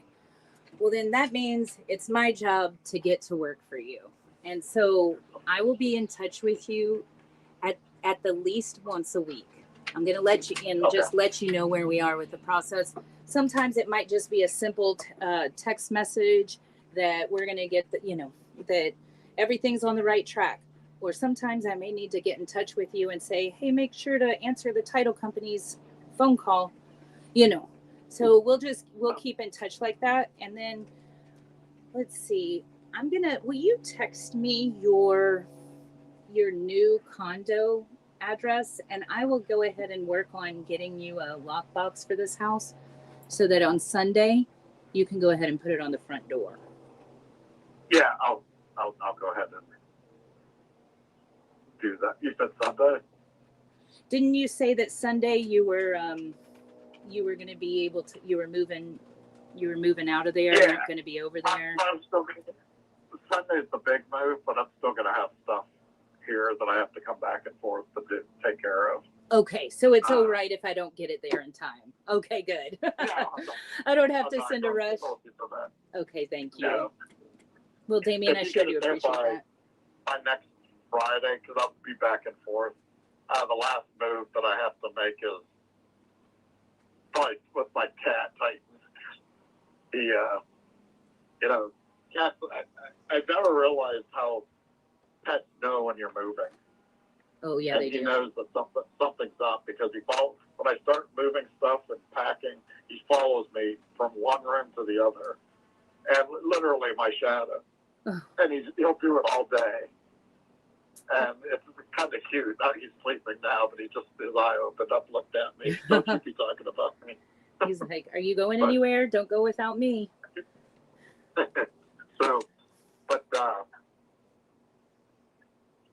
And so I have time to get it put on. So whenever you get it, I'll make sure I come and get it on. Okay, I appreciate that. All right, Damien, I'm gonna get to work on this for you right away, and you go ahead and send me that your address so I can get that lockbox over to you within the next week, and we'll be in touch throughout this process. Okay? All right, so let me do that right now. You just send it to me before I forget, because once I start working again, okay, I got to remember what the freaking address is. Well, okay. You haven't known this part about me, but I'm pretty relentless. So I'm gonna, if I don't get it right away, you'll get reminders from me. Okay, 115 Dodge Street. I couldn't remember. I got.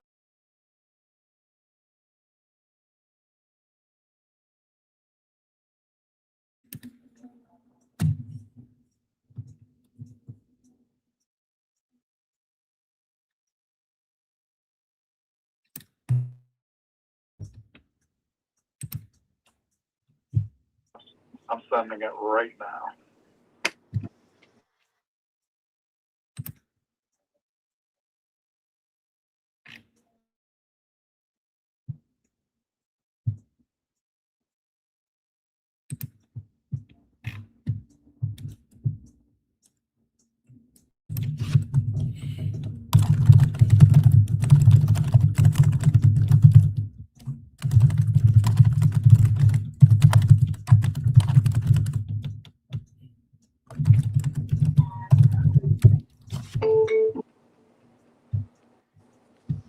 Live transfer for the win. Yeah. I don't know if I think I got that despite missing some cues. You didn't really need to on that one, right? He was already at his bottom dollar like from the start. So really the big thing was just building the personal and the trust rapport so that he knows that you're going to be able to get this done, or at least feel that what you got going for you is really you care a lot about the other end of the phone, which is way like impressive compared to a lot of our competition out there. Yeah, good job, Trisha. Well, thanks you guys. I'm not gonna lie. I'm not gonna lie. I was a little afraid for you towards the middle part. I was afraid for you like around 1 hour and 8 minute mark, and I was like, I was like, "Ooh," and then here she comes. That was great. Well, it didn't. I don't know if you heard that. It didn't help. My dog's on the porch with me, and an Amazon guy comes by, and my dog's like, "Grr."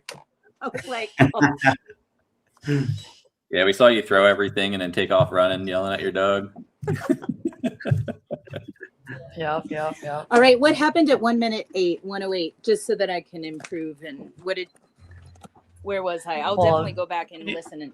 But it was before that. But when you said the way you explained how you're gonna wholesale it, and then you said that you were gonna send him the contract, and that's when he said, "Oh," he made like a little comment or yes. The way he said it, I was just like, "Ooh," I was just a little afraid for you. I felt like the temperature changed for a little bit, but you brought it back, so. I definitely felt temperature change too. I thought about that time. He was saying, "Give me till Monday to think about it." He was saying, "Give me till Monday for pictures." So I was feeling a little relieved on that. This will definitely be better as an ovation, but I want to just get Dispo House feedback first, because he said it needs flooring and it needs flooring. Oh yeah, there was furnace. one thing that you said, because I have 3 notes on here. One of them, and I don't know, maybe this is just because you were in the dispo for a few months, or maybe because of history, whatever it is. And to each its own, right? What I say doesn't mean you have to listen to it. You have to do it my way. Personally, for me, I just didn't like your lack of confidence. And it was like, well, I don't know. I just want to be transparent with you. It's like you could say the same thing, but with confidence. Hey, here's what I'm seeing in the market. It's probably going to be in this range. I'll do my best to get you 109, if not more. Put some money in your pocket. But I'm just letting you know what I'm seeing in the market. It's probably going to be in this range. Right? Do you get what I mean? Like you're saying the same thing, but with confidence versus, I don't really know if this is going to work. Right? Because if you say that and then here comes me, Hiro, whoever it is, doesn't matter, Matt, and say that with confidence, guess who he's going to go with? The one that's more confident. Right. So it's the same message, but just the delivery is more from an expert point of view versus I'm taking a shot, throwing a spaghetti meatball on the wall and see. Yeah. It feels. I 100% agree with you. It feels like I got this despite that, because his motivation was that high, right? And really, that wasn't an epic close or anything. I got that because what his needs were, I was like, yep, we can do this. I'm going to put, but I didn't say it with confidence. So I agree with you there. Yeah. I'm a little nervous being on YouTube. I thought that too. Do you mind if I tell you the other 2 bullet points that I have on here? Yes. Just more for future. Like I said, I mean, you got the deal, so you can easily just throw out whatever I'm going to tell you. But in the beginning, when he said that it was 109 and he's willing to come to the table just to get out of it, at that point, conversation's done. Mm-hmm. It's a 5-minute close. So you went through all this whole path that you didn't need because you were already there. Wherever you were taking him, it was already there. There's no point. I would have just been like, well, you know what? Destiny had you coming to me today because I'm the gal that's going to be able to help you, and here's how. Especially the fact that it's in Pennsylvania, you need to let them know that you're going to wholesale. Like at that point, that's where I would have just been like, this is who I am. This is how I can do it. This is where we can go. Does that make sense for sure? Or no, you're a little quiet. No, it absolutely does make sense. When I have had lay down leads like this, I almost get more nervous because this is that moment. Right?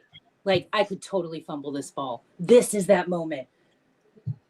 And so I have not gone through the process and done reverse rapport, and this is how it works, and I'm going to send you the contract, and then ghost.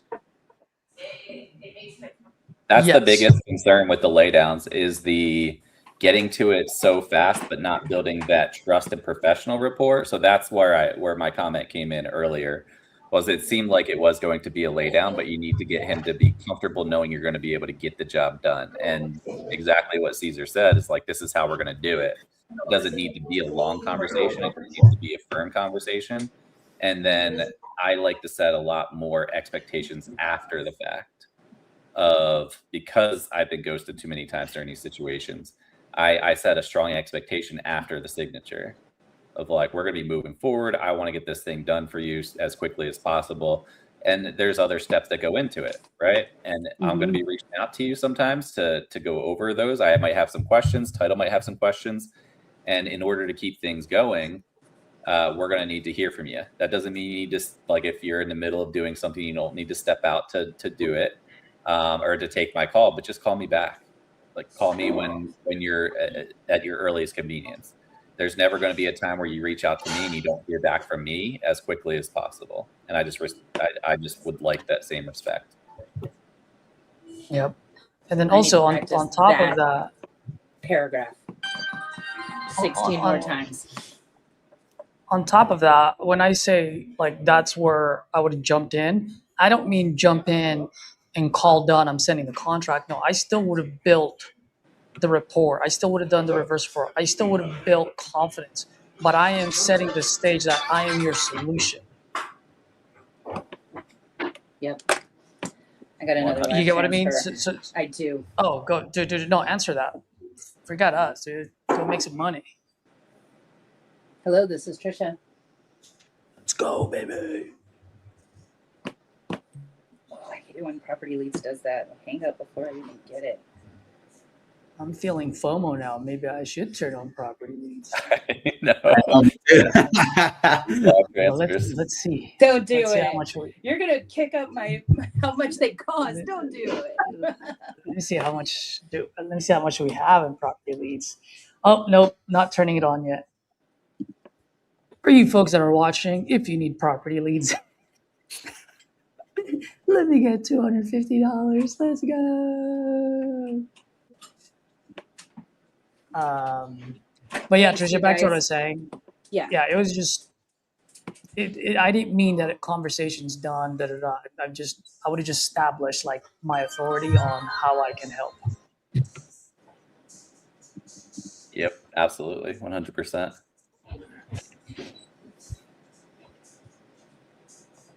All right, I'm going to practice more confidence. It's definitely not the first person. You're not the first person who told me that about my tone.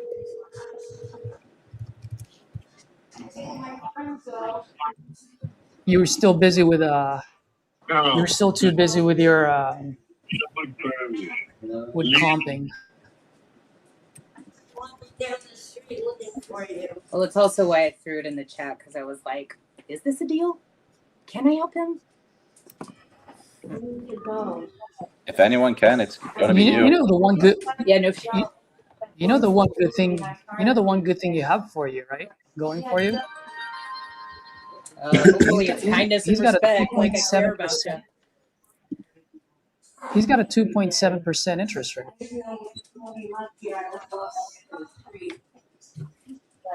you ready to go? Yep. You've got multiple strategies here. I've done probably 3 novations right around this that have worked out really, really well. But also you have a lot of different options for this guy, so there's ways to get it done.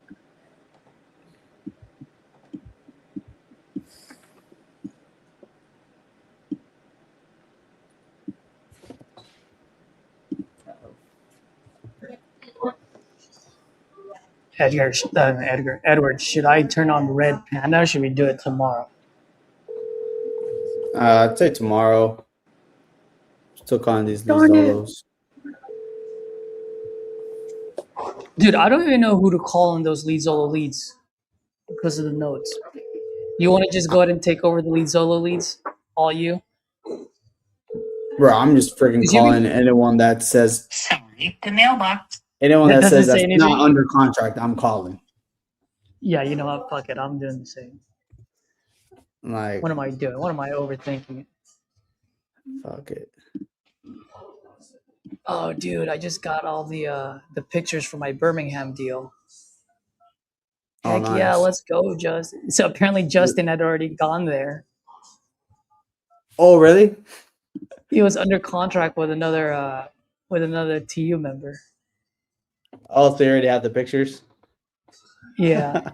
But the seller canceled because he found out he was wholesaling it. Mm. It's not bad.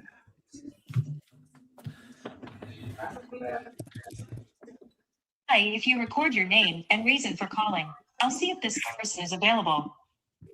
Hello, this is Edward. I was calling Ephraim. I'm gonna put this at 28.5. Thanks. Please stay on the line.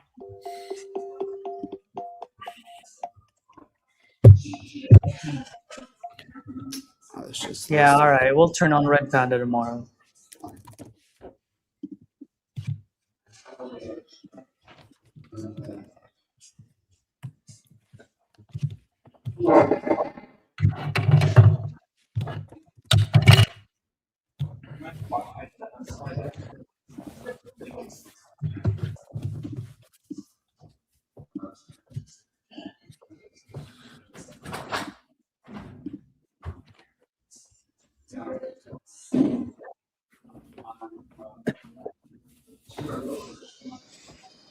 All right, this go high level is when it sends a contract, it sends one to them and one to me, right?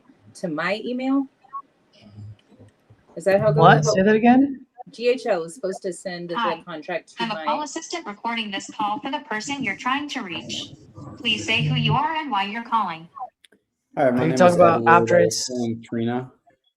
Are you talking about after it's executed? I haven't signed it yet. Sign it. I have to sign it. I know. I said, then why don't you sign it? It's not letting me. I'm so lost. It's okay. The person you're calling is busy now. I I'll let never them know sign you before called. the seller. I know most people do. I never sign before the seller.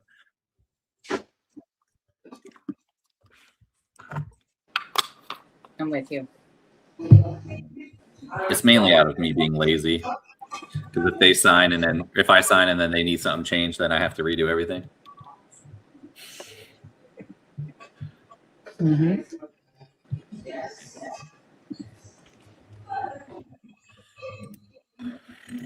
Man, what a busy Friday today in this coffee shop.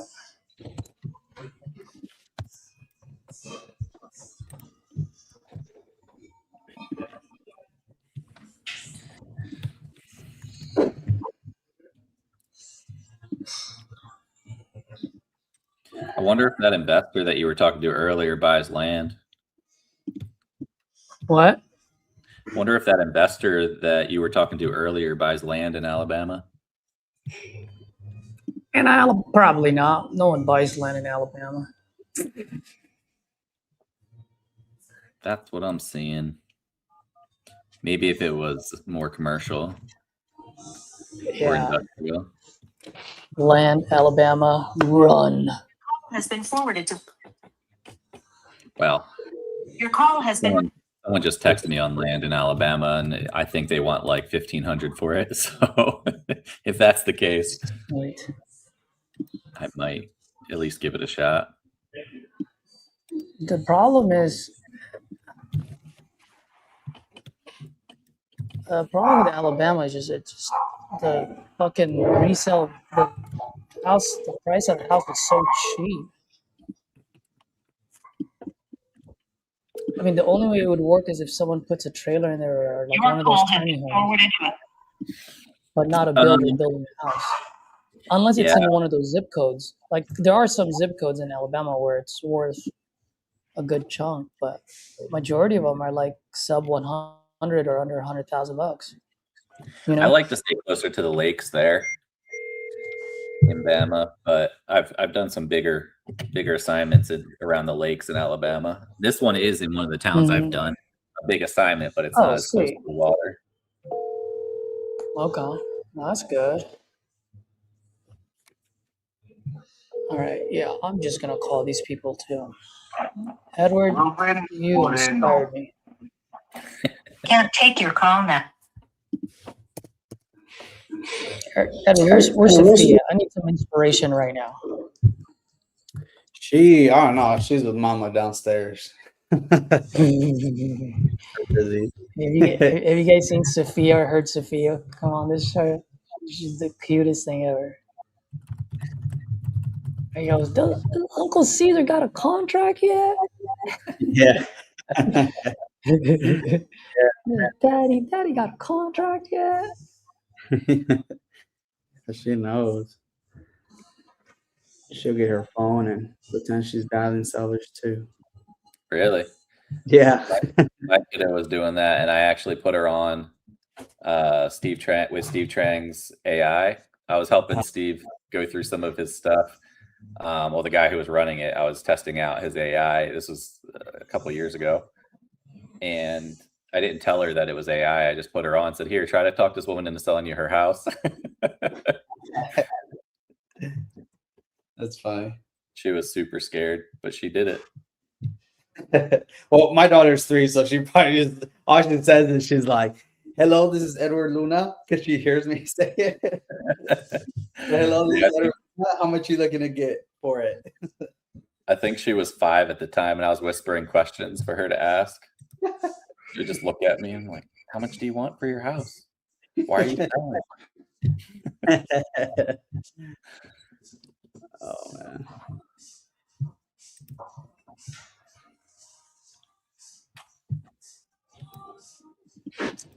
What the fuck?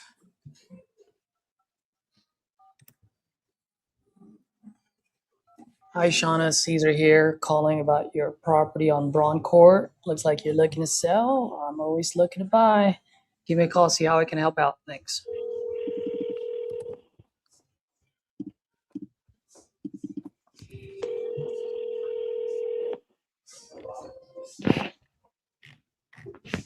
Call has been forwarded to voicemail. The person you're trying to reach is not.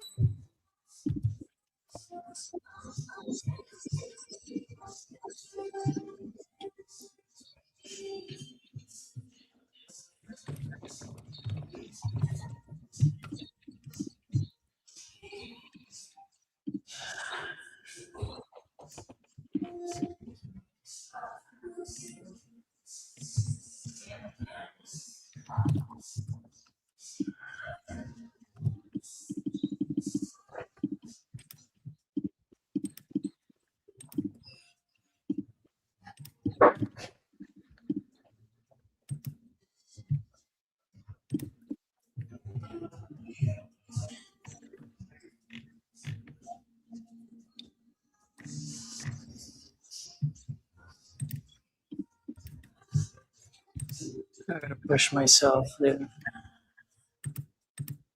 Push up. Go. Oh, man.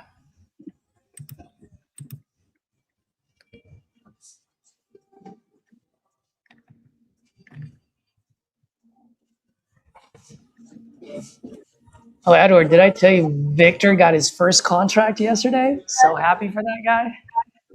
Victor? Mm-hmm. Victor, I'm trying to think. From LA. Victor Guerrera Gomez. No, not Gomez. Is it Gomez? I forgot. You know him by the face.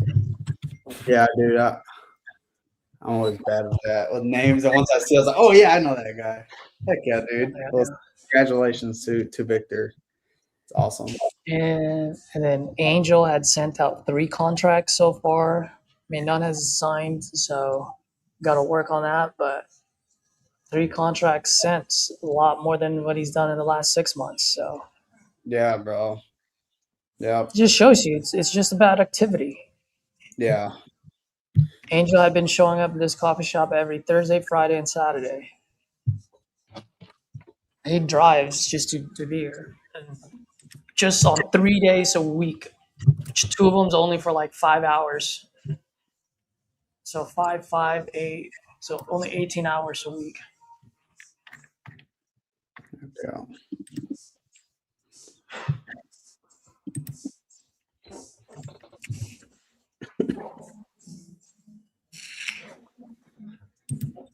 On that note, let's go make some more calls. John. You guys want to play a cool game? Always. Cool game of guess what the seller's saying, since you won't be able to hear them. So the same as the implementation call yesterday? The person you're trying to reach is not available. So it wasn't just me. No, I was just playing around. I was seeing how many people I can get to. Oh, I thought it was just me. I was like, what the heck?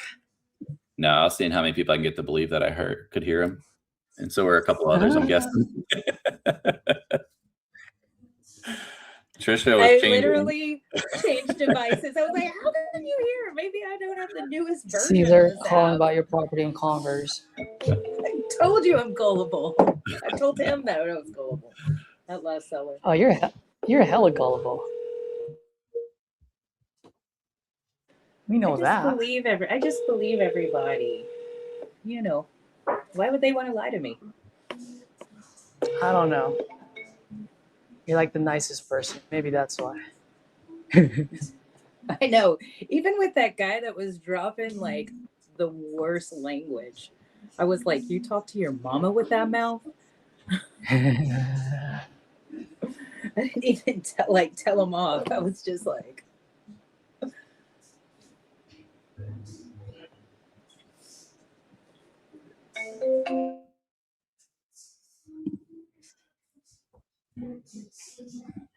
Hey, Johnny, Caesar here, responding to your online inquiry about Cheyenne Walk. Looks like you're looking to sell, ... Is that still the case?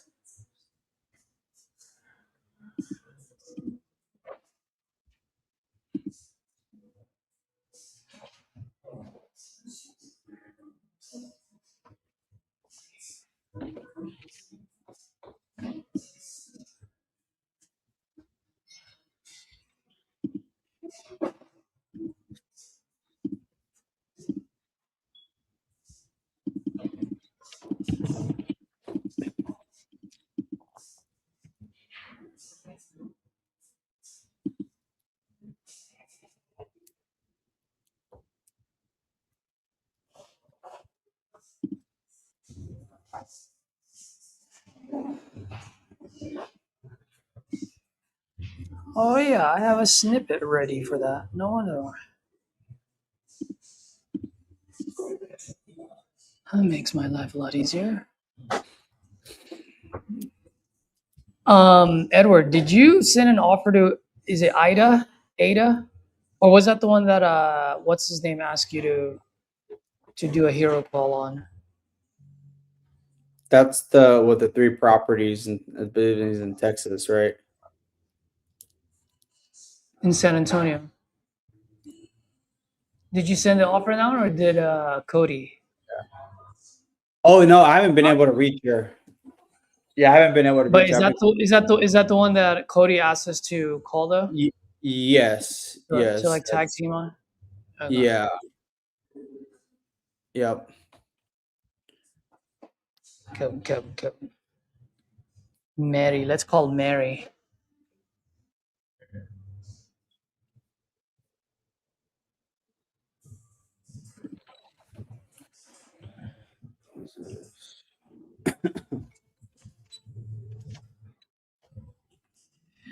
Oh man, I just replied to RJ's post in TU. It's so funny. I don't know why he thought of me, but Good afternoon. Is this Michaela? Yes, this is Edward. Looks like you may have reached out to us through one of our forums online a while back about selling your property on Long Run Road. Was that still something you guys? Okay, so y'all didn't fill out a form a while back about selling? I might have, but I'm already done with the property. Oh, okay. How do you mean? Like y'all sold it, or y'all under contract, or Yeah. that y'all under contract? I'm in the process of selling it to someone here. Oh, okay. Congratulations. And I guess if they fall through, I mean, you're more than welcome to give me a call, you know, as a plan B there. When y'all expected to close, if you don't mind me asking? The middle of next month. Middle of next month. Okay. Gotcha. Well, you know, congratulations. Hopefully everything goes as smooth as possible there. But if things change, you know, you're more than welcome to give me a call back, like I said. All right. Thank you. All right.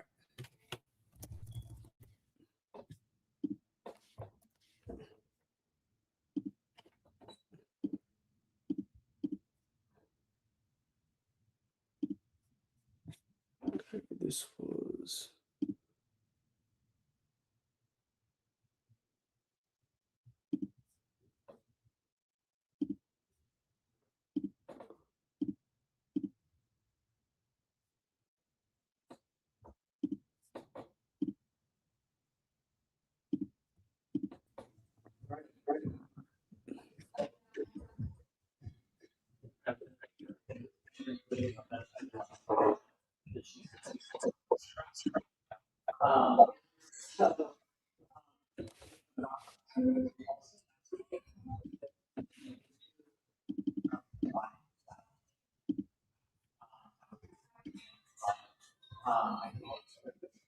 oh, come on. I hate that.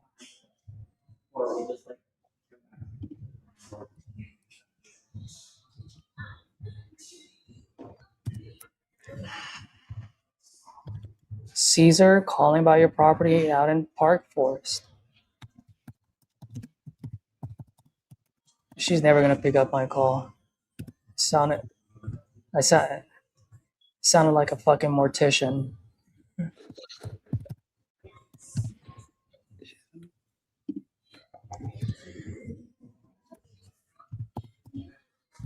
And those folks, that's the reason why I smile before I do something.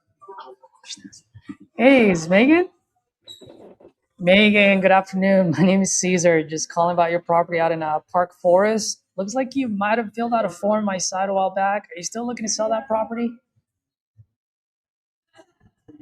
Oh, you're undecided. What's going on, if you don't mind me asking?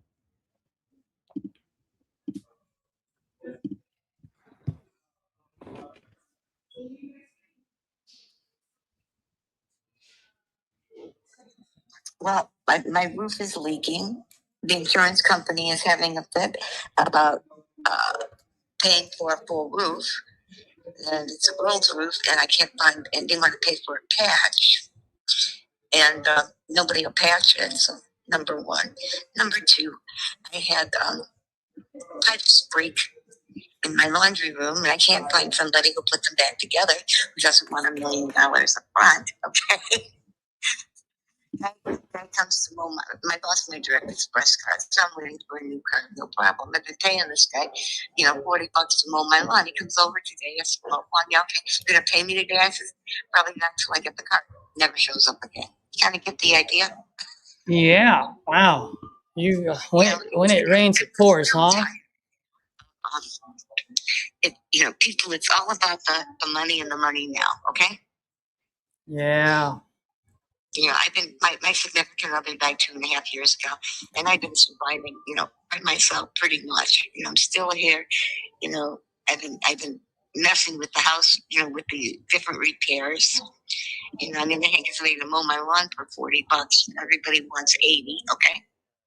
Jeez. Oh, it's ridiculous. Yes, they say I got a roof leak, and then the pipes broke, and the insurance, well, that's wear and tear. I don't think so. So, no problem. I'm good. And my phone died, so I had to get a new phone. Oh, man. But the good news is I'm in the house. Haven't thrown me out yet.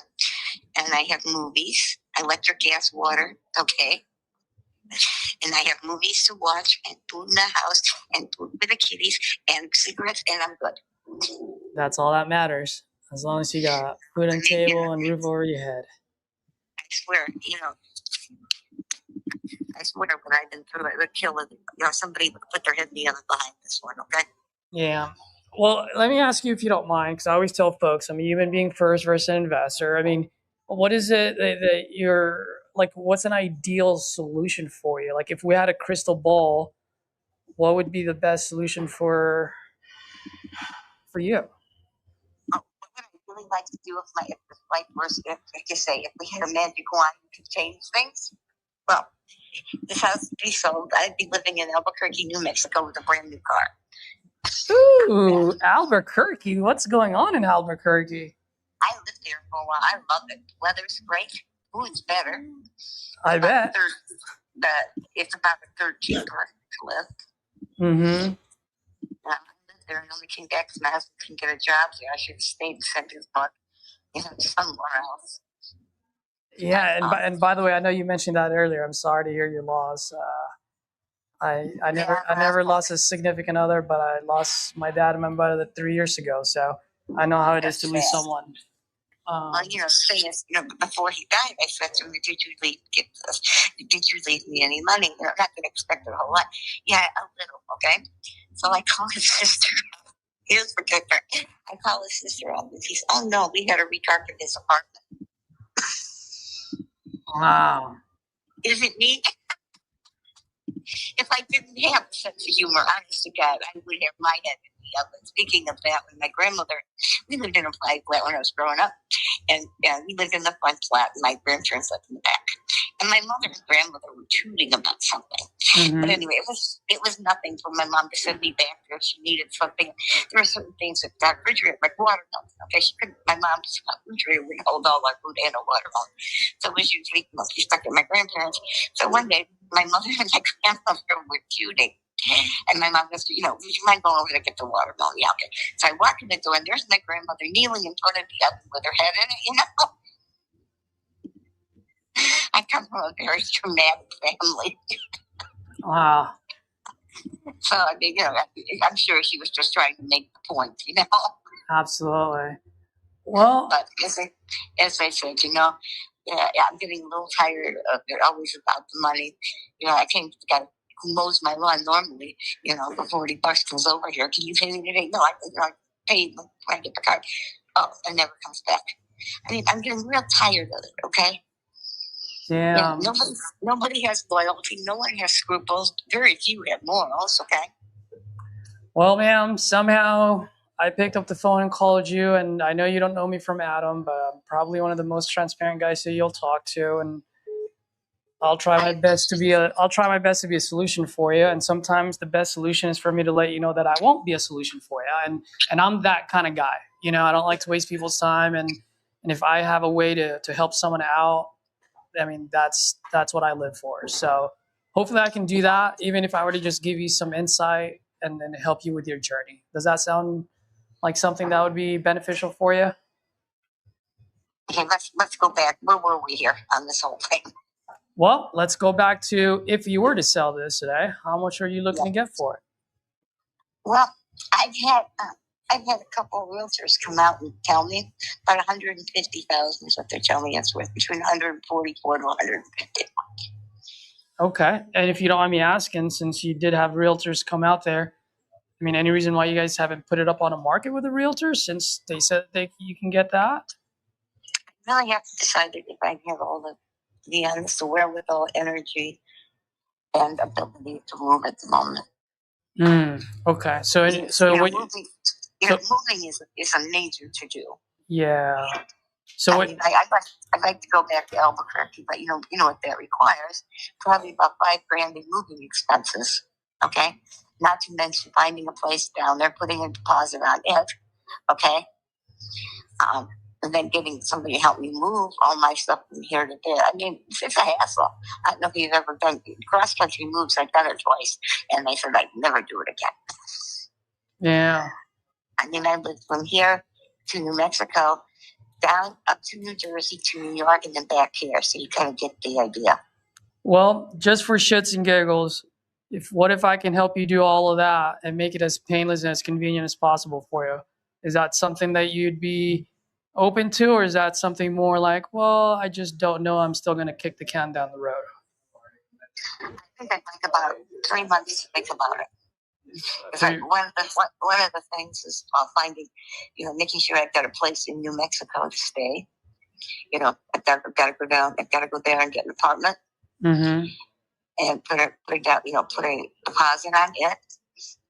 Get myself a car, because when Albuquerque, it's about 40 miles across town. And I mean, I could move and fly there. I still need a car when I got there. Okay, so we've got that little part of it. So there's just getting a car, selling this house, moving all my stuff to a new place, getting a new place organized. Moving is a biggie, trust me. It takes a lot. I've got family. I've got a brother who's a millionaire who won't give up a penny. I'm not kidding you. He got my oldest brother. He had 3 little kids and was facing eviction. My oldest brother worked for civil service, so he didn't make a whole lot of money, and didn't make a whole lot in retirement either. And he had a house and he had 3 little kids. He's facing eviction, and he called my brother, and my brother would give him a dime, and I thought that was just tremendous. Okay. But all I can say is that, karma, what goes around comes around. At some point, he'll come back in some life with no money and no one will help him. And I just want a front row seat on that one. Bleach your seat for me.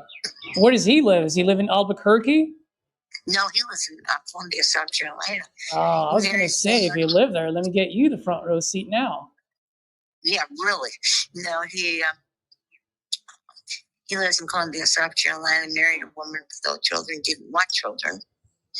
He thought the way my father was just horrible, so he didn't want to turn out like my father, so he wasn't happy with children. He's a millionaire, doesn't help his soul. He's not a very nice person.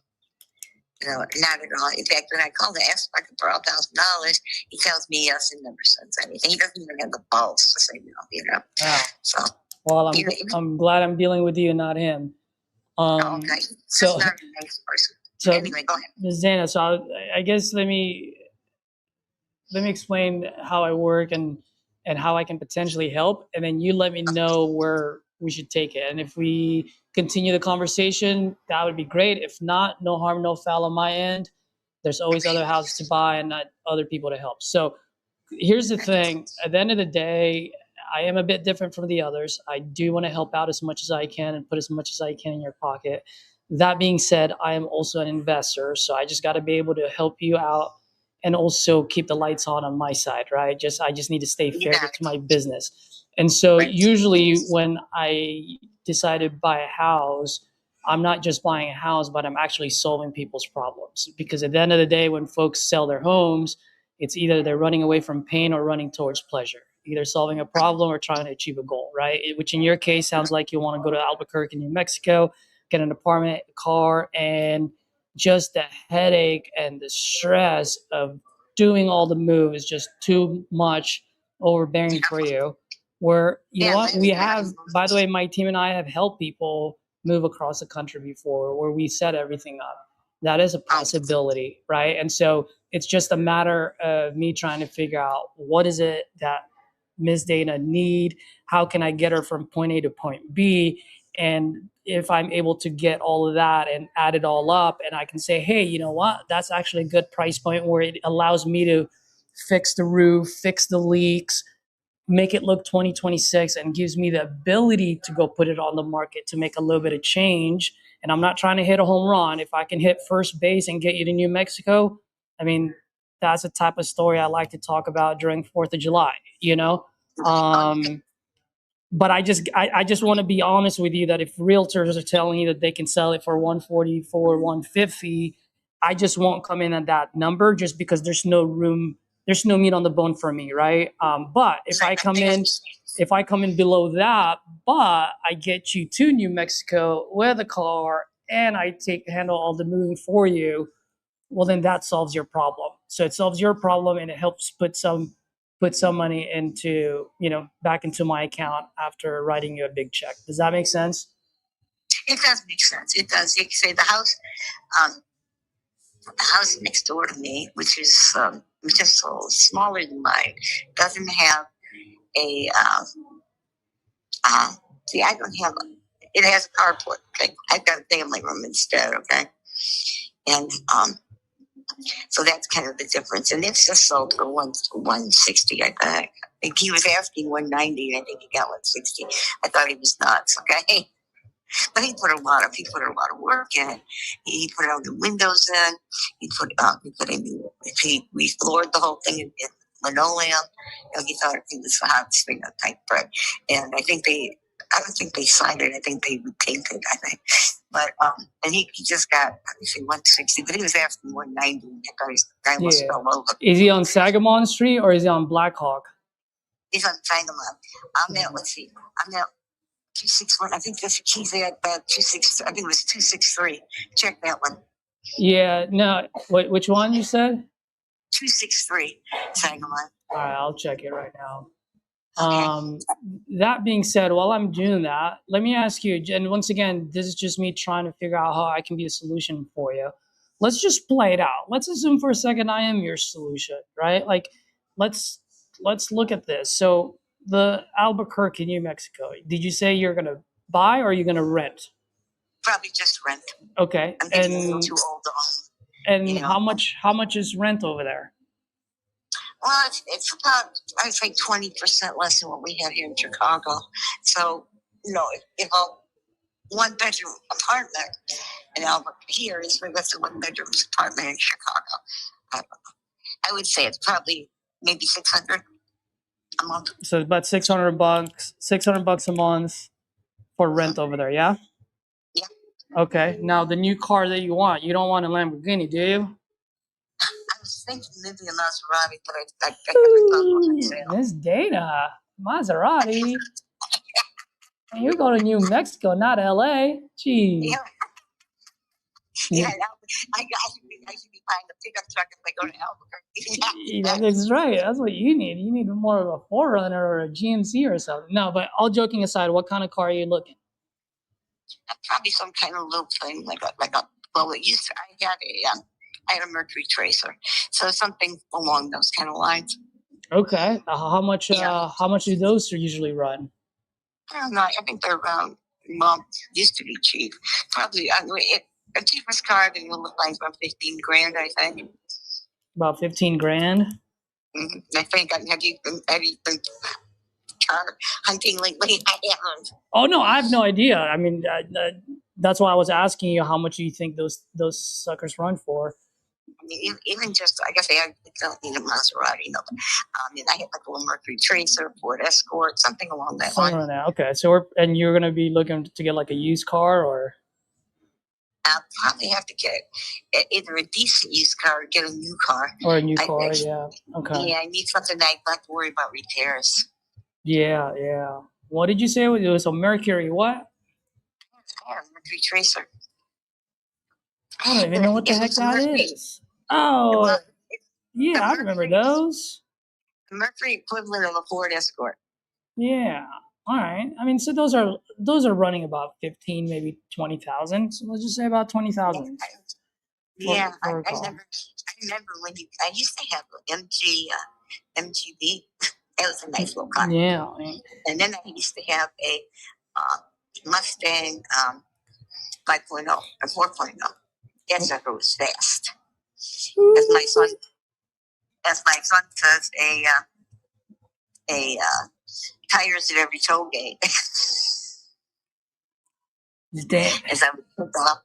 Miss Megan, is Danger your middle name? Sounds like you like things fast and dangerous. Well, fast, yeah. That's good to say. Yeah. It's kind of like it's funny to talk about fast. My brother-in-law, God rest his soul, he was a home builder. He was an international home builder. They would call him. They lived in Saudi and everything else. They would call him to build. Because he was a very good home builder, and he did commercial building. And one day he built for United in Centex as well. And if he put it, I must say I build them fast. Kids say I build them good, but I build them fast. Yeah, he just died recently too. So I couldn't be going through a Okay. barrage of people dying, you know? Yeah, and like I said, just the last few years, I've kind of gone through the same. Now, let me ask you: besides the car, the move, and the apartment, is there anything else that you're looking to accomplish by selling this house? Well, basically, the only reason I would sell would be to go to New Mexico, get an apartment there, and spend the rest of my days there. I love the weather there. I love the food there. I have a couple friends there. And, as far as Chicago goes, my friends, my folks are both gone. I have no family here. My one son lives in Indiana, and my other one lives in, let me see. One lives up by Northbrook, almost at the Wisconsin border. Mm-hmm. And the other one lives in Indiana. And, I'm not real close to my kids. My oldest son and I do not talk because I was not the Kool-Aid mom he wanted. Okay. My youngest son, I think he tolerates me. So, in fact, he was mad because when the kid was a handful, okay? He really was. I mean, one day he took him back to my neighbor's mailbox, cut a screen. This was when he was a kid, I was tearing my hair out. So his father got real smart mouth with me. He's because you can't handle him. So he goes and listens to his dad. But things do not get any better there, okay? Mm-hmm. Just the kind of kid he is. You get a good one and you get one that's got a little bit more issues. And so then he lived there. So then they wanted to put him in, one of the reasons he moved there, they wanted to put him in behavioral disorder classes. And I said, no, it's going to help with stigma. So he went to go with his dad. And things didn't go all that great there, as far as that goes.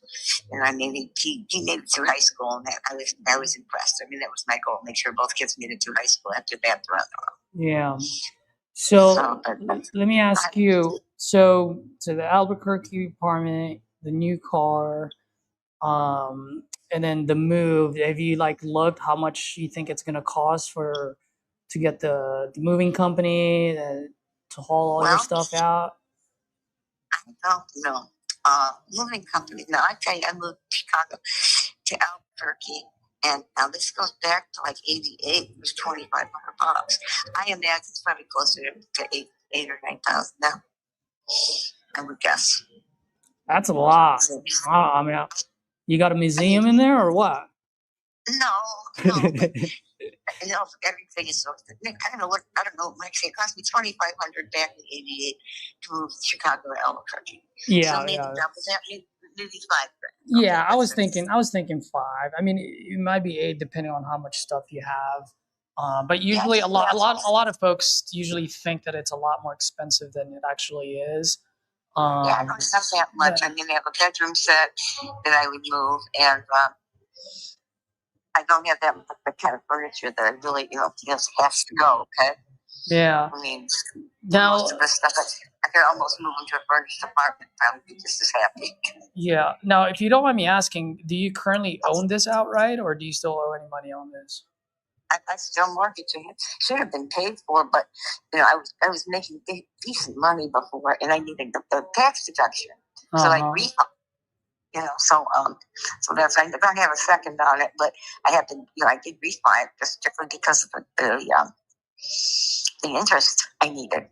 Now my significant other, the one that died, he was a mortgage banker. So he handled all that stuff for me. So yeah. Okay. Yeah, and how much do you currently owe right now? I want to say, maybe 90. You owe about 90 right now? Uh-huh. When was the last time you checked that? I haven't checked it recently. Okay. 90 is what you currently owe, and you're not sure about that yet, right? Do you remember? No. Do you remember what the interest rate on that? I don't. As I say, I sound so insane over here. Sure. No, you don't. You don't sound insane at all. What are you talking about? That's just regular folks. Well, I mean, you've had a full plate before. Yeah, like I said, if I had a brother who would be decent, if my kids would act so asinine, but I'm pretty much on my own. So you're right. I have a full plate, and thank God I have the stamina and the brain I do. Because if not, I tell you, most people fold under this. Yeah. Well, here's how I'm looking at it, Ms. Megan, is at the end of the day, what's really important is for me to know exactly how much you owe, what the payoff amount. And the reason being is because obviously if we were to do something here, well, whether you sell it to me or whoever you sell it to, at the end of the day, that note has to get paid first, right? And so if that note is at 90 or above, then I just don't know if there's enough meat on the bone. If someone will come in and pay that note, then pay 20,000 or let's say 30,000 for the car and the move, right? And then maybe a couple thousand in your pocket for the first couple of months of rent there. It just gets really close to that 140, 150 that the realtor is talking about, right? And so now if makes sense. Yeah, now if your payoff amount is only like 30,000, 50,000, 60,000, then at that point maybe we do have a little bit of room. And the reason being is just for full transparency. I mean, at the end of the day, whoever buys this off of you, whether it's me or someone else, they're going to have to fix the roof, right? They're going to have to fix the pipes. They're going to have to get it caught up to date looking 2026 so that they can sell it at the maximum value, right? And by the way, your neighbor, they only sold it for 148. You have another neighbor sold it for, and you have another neighbor down the street sold for 142. I'm sorry. Oh, go ahead. Yeah, see, I have the difference in my house. Well, I've got the family room, but I've got 2 fireplaces too. Oh, absolutely. Yeah. So what I'm saying is, your realtor was not wrong about the 150 mark, right? The only thing though is the ones that sold at 142 and 148, they're fully rehabbed. Oh yeah, the one next door, I know that. Yeah, so like you mentioned earlier, so the point that I'm trying to make is whoever buys this from you, whether it's me or someone else, they're gonna have to fix the leak, the pipes, and everything else, and make it look 2026, just so that we can sell it for 150. Right, I got you. Right. So the realtor was not lying about you, but the realtor didn't fully explain it to you. Like, yeah, is it worth 150? Yes, after fixing it, but are you going to fix it? You know what I mean? So yeah, right now in the process of with the roof. I mean, the insurance, they were fighting me on it. It's a rolled roof, and so they want to attach. And I just got them to say, okay, they'll pay for a full roof. So that's doable. Now the pipes, that's another story. Yeah, and not only just the pipes, but also you got to do the paint. You got to probably replace the flooring, kitchen countertop, the restaurant. I mean, I don't know anything about the property. All I'm saying is the 2 properties that I'm seeing that sold for 142, 148. If you were to walk in there, it's a 2026 feel. So in other words, the husband and wife that's buying it, right? They have a new house, new look, new feel to it. Not just new roofs, not just fixed pipes. You know? Yeah, no, I got you. But then we have to, add. That's a discount on it, but then you have to add in 2 fireplaces in a family room. Oh, of course, yeah. When it all said and done, it probably does even out. Yeah, I'm waiting for the insurance company. As I say, they just approved the full roof on it, so I'm waiting tick-tock, How much are they going to pay for the roof? I don't know. They sent the appraiser check out the first time and for the patch, and then they just sent somebody else out 2 days ago, so I haven't heard. Okay. Yeah. Okay. I'm up with National General, and they are not the best. So let me ask you this. So if I can find a way to put enough money in your pocket where you get to move to New Mexico, you have a reliable car, right? You've got money for the moving expenses. I mean, and I can pay off the remaining balance, right? Or at least you don't have to worry about the mortgage, whatever it is. Like, is that something that would be beneficial for you? Would I do it? Yes. Okay. So you could take a magic wand and tap it on the house and move me from one house to the next, and I kind of like Samantha, wiggle my nose and boom, I'm there. Yeah. Well, I just hate all moving experience. It really sucks. In fact, I considered if I didn't have the bedroom I would, go myself and leave everything behind as far as, furniture and stuff. I really don't have too much that's worth it. My bedroom set, I've got that beautiful iron bed, and I've got, an oak, a couple dressers and stuff, and one TV I take, and I got a little bit of artwork that's worth something, but that's about it, I'm not getting attached to stuff, Yeah. And then, and now as far as the car goes, is that something that you want to pay outright, or is that something where you can afford a monthly payment on and put a pretty decent down payment? I'd much rather have one I can buy outright. Okay. And not necessarily, like I said, I don't think I need a Maserati. I mean, I'd be happy. I wish they still made little Volkswagen Bugs, the little Beetles. Oh, they keep good cars. The only thing is they have manifold heat on the floor, so you had a choice. You either turn the heat on the feet but burn your feet, or if you hit the manifold, hit the face, you burned your face off, and there wasn't much in between. Yeah. Now, let me ask you, if you don't mind. So I guess, so I know exactly what you're trying to accomplish, so that's great. Now, let me ask you, as far as the house goes, I'm going to switch a little bit, if you don't mind. I just want to make sure I have the information correctly. This is a 3-bedroom, 1.5 bath? No, 1 bath. So it's a 3-1? Yeah, it's a 3-1. Okay, it's about 1,392 square feet? Yeah. Okay, besides the roof, the leaky pipes, is there anything else I need to worry about, like HVAC, foundation, anything like that at all? No, not that I know of. I had my AC put last time, and they put more Freon stuff in there. But they did say, in all honesty, they did say probably at some point I'd want to replace my air conditioning and my furnace. Okay. But they're working. I mean, it's working. Okay. As far as my AC's working.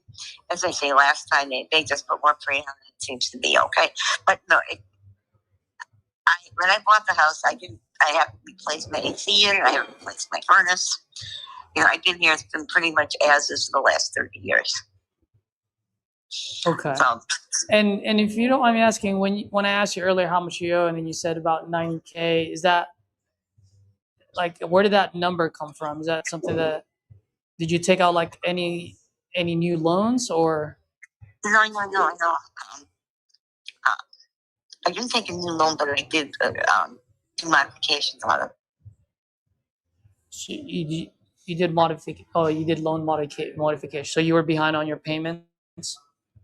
Yeah, and I was modifying it actually to get the payments lower. Wow. Okay. How much are you paying per month now? I was paying $867, but with the taxes, are you ready? Sit down. $1,452. Oh my Lord! That's with taxes and insurance, or just taxes? That's taxes, insurance, and TITI. That's your PD? Yeah. That's just, yeah. But the thing is, I'm tax exempt. I did homeowners. I've had homeowners, but I have been eligible for the last 5 years for homeowners, disabled, and senior. Okay. Mm-hmm. However, once again, they're only returning it. They're only crediting me back 1 year at a time. Mm-hmm. So out of $20,000 they owe me, that I'll get 4. So yeah. Don't go there. Okay. No, my taxes went up. Like I say, when you take a payment from $867 to $14 something, it's like, what? You must be kidding. I make $1,910 a month. Now, if most of that goes for that, where else do I get? I don't get to eat. Yeah. So let me ask you, Ms. Megan. I mean, right now, let's assume for a second that the payoff amount is lower than the 90. What matters the most? And I just want to do a quick recap because I just want to make sure I heard you correctly. My mom dropped me in my head many times when I was a baby, so sometimes a little slow. So I always like to just do a quick recap just to make sure I heard you correctly here. So I believe it's about 90, yeah. I would have to call and give it a number. Yeah, so from what I'm hearing is what's most important to you is having enough cash in your pocket to be able to move to New Mexico, have a car, and have all the moving expenses taken care of. So Yeah, that's really by it. doing I don't do a whole lot of, I don't make a whole lot with my disability, but the thing is, if I could make the move, get there, get organized in an apartment, and have a car, and have my whole $1,900 in cash every month, I would be good. Yeah. So okay, and we're talking about anywhere between $15,000 to $25,000 that will get you to New Mexico. Is that right? Yeah, I'm not sure. Like I said, last time I moved, it was like 2,800. I met probably $5,000 on it. Yeah. Well, I mean, I'm saying 15 to 25 because that would include the car, the moving expenses, right? And then maybe a small down payment. Usually, a down payment would be like first month and last month, right? Like so, 600 times 2 would be $1,200 or whatever it is for that apartment. So just like roughly estimated, we're looking, like I said, anywhere between $15,000 to $25,000 in your pocket. If you have that, and you actually have a place to move, right? You find a car, and we figure out the whole moving expenses. Then you're okay with whatever the purchase price point, as long as you no longer have to make the mortgage payments, and you have enough for the new car, the move, and the apartment. Am I getting that correctly? Yeah, personal tools, yes. Okay. So here's what I'm thinking, and I'd love to get your opinion on it. If it's something that you feel like would be beneficial and would help you out. If so, great. If not, no problem, no harm, no foul. Like I told you earlier, I just want to help people out. So if you feel like it would help, let's work together. If not, that's totally cool. So right now, a few things we need to do a couple of due diligence. One, need to know exactly what your payoff amount is, right? Because that will determine what I can and cannot do. And then two, I also need to do my due diligence as far as getting my guys in there to actually see the roof, the leaks, and everything else. And by the way, I mean, if the insurance pays you for the roof, then that's more money in your pocket, right? Right. Yeah, like I say, right. Then maybe you can hook a brother up and give me a little discount. Because you're probably gonna get anywhere between $5,000 to $10,000 from that insurance company, just based on the roof. Yeah, I've been waiting. As I say, they came up, they bitched about they just want to pass it, and they sent somebody else out. They finally agreed, but I tried to get a hold of them, but I couldn't today. I don't know if you've ever worked with National General Insurance, and I do not recommend it. Yeah. So here's what I'm thinking, and the reason why I'm proposing this is just for us to be able to save time. Okay. Is this? Let's say we get an agreement saying, hey, we'll pay the mortgage payoff amount, which is unknown right now, plus 20. Let's just say down the middle between 15 and 25, like $20,000 in your pocket to the seller at closing. Now, I'm going to put it in the agreement that is contingent to you finding a suitable place that you like, that you have locked and secured. So in that way, when we close here, you have a place to go to. On top of that, it's contingent on that, plus the car, plus all the moving.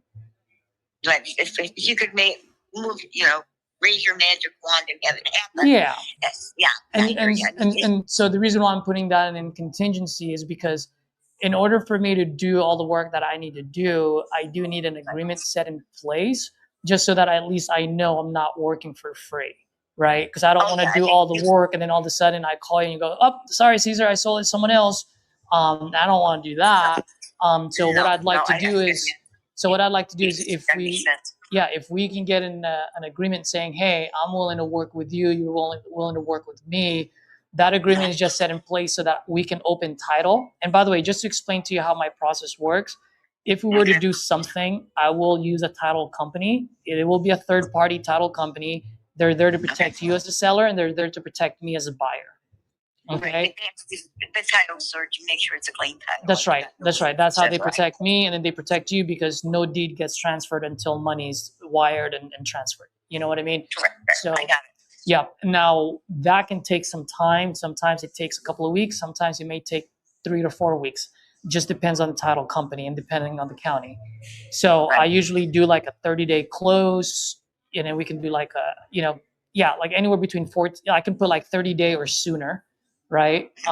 Yes. And then what I'm going to put on the agreement is I'm also going to put additional terms contingent to all the things that we discuss. So in that way, me getting a new place, me getting moved into it, me getting a car. I got you. Exactly. So in that way, you're protected, meaning if we don't have any of those things in there, the contract's null and void. Like it doesn't close until those things are done. That's why it's contingent, right? But having the agreement set in place just allows me to do my due diligence, allows me to open title and and we can see exactly what the payoff amount and so forth and so forth. And if everything works out, then great, we move forward. If some of them falls apart, whether the payoff amount is too high or I can't deliver on the other part on the other side, then we walk away as as friends, and we rip the contract in half. Like it doesn't hurt any of us in any way, shape, or form. Yeah, this is this moving thing. It's a relatively new concept for me. I've been here 30 years, okay, and I hate moving. Trust me, I really hate it. And it's just recently that as I'm getting older, I'm realizing that it's more and more difficult for me to take the weather. Okay, and I really my kids aren't close, and I really have no real reason to be here, in the flesh. I prefer to be, in Albuquerque. I could probably move into a piece of, like old lady houses, the old lady homes. You know what I mean? Yeah. And hang out, and even the car. Well, the car is kind of iffy. Although, they don't have public transit like we have here. Although maybe in their senior things they do. My mom and dad lived in a really nice place in Lyle, and they had a wonderful retirement. And they lived in, and they actually had a little thing. They pick them up and take them certain places, like to get their hair done and stuff like that. It was really nice. It was very expensive, but it was nice. But I really haven't done too much investigating. This is just something that has in the last 60 days. I've been thinking, do I really need to stay here? The answer is no. Okay. Am I really that set on staying in Illinois? No. Am I tired of the weather? Yes. And having to do things like shovel my driveway and mow my lawn and all that jazz. Okay. Yeah. And Ms. Megan, the one last thing that I do want to mention is while we're going through those 30 days, or we're doing we're both doing our due diligence, the other thing that I'm going to be doing is I'm going to send my guys out there, meeting my contractors, just to get the rehab costs dialed in, and then also, just for full transparency, whenever I do buy properties outside of my market, I do partner with local investors. And the reason why I do it is because I always want to make sure I have a set of eyes on my projects at all times. Right? Yeah, where are you out? I am in the communist country of California with Governor Hairgel. Oh, no, you're kidding. I know. That's why I'm buying over there. Yeah. Whereabouts today? Are you by LA? I am. You know. Yep. Yeah. I used to work for Six Flags. Oh, no way. Santa Clarita. Yeah, in the corporate office when it used to be in LA. Yep. And I was there for like a month when they were training me, and then they moved the corporate office to Chicago and Valley Bottom. And I was in LA for a month, and that was fun. But, nice place to visit, not a good place to live. I went and did all the Disney thing, that Berry Farm, all that Hollywood Wax Museum, which I thought was fabulous. We have a wax museum here in Chicago. And the one Hollywood Wax is actually very good. The one out by Illinois. I mean, the people actually look like the people. People here at the one we had Old Town Wax here, and people that even resemble it, okay?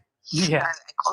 Wax museums are kind of creepy in some ways, They are. They were my clients a long time ago when I used to be in sales. Madame, what is it called? Madame Masad or Tassad? I forgot what it's called. The wax museum. Madame Tussauds. Madame Tussauds. Yeah. Yep. That's right. So, all right, Ms. Megan. So let me ask you.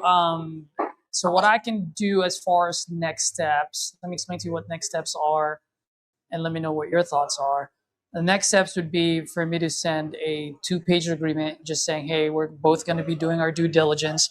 I'm going to be looking at purchasing this property, $20,000 to the seller at closing plus mortgage payoff amount. But that mortgage payoff amount has got to be pretty low. So I just don't know how low that is. Yeah, I don't know either. As I say, I never refinanced. Yeah. No, I did modify the loan. Yeah. So I can send that over to you. What's your email address? Oh, Megan.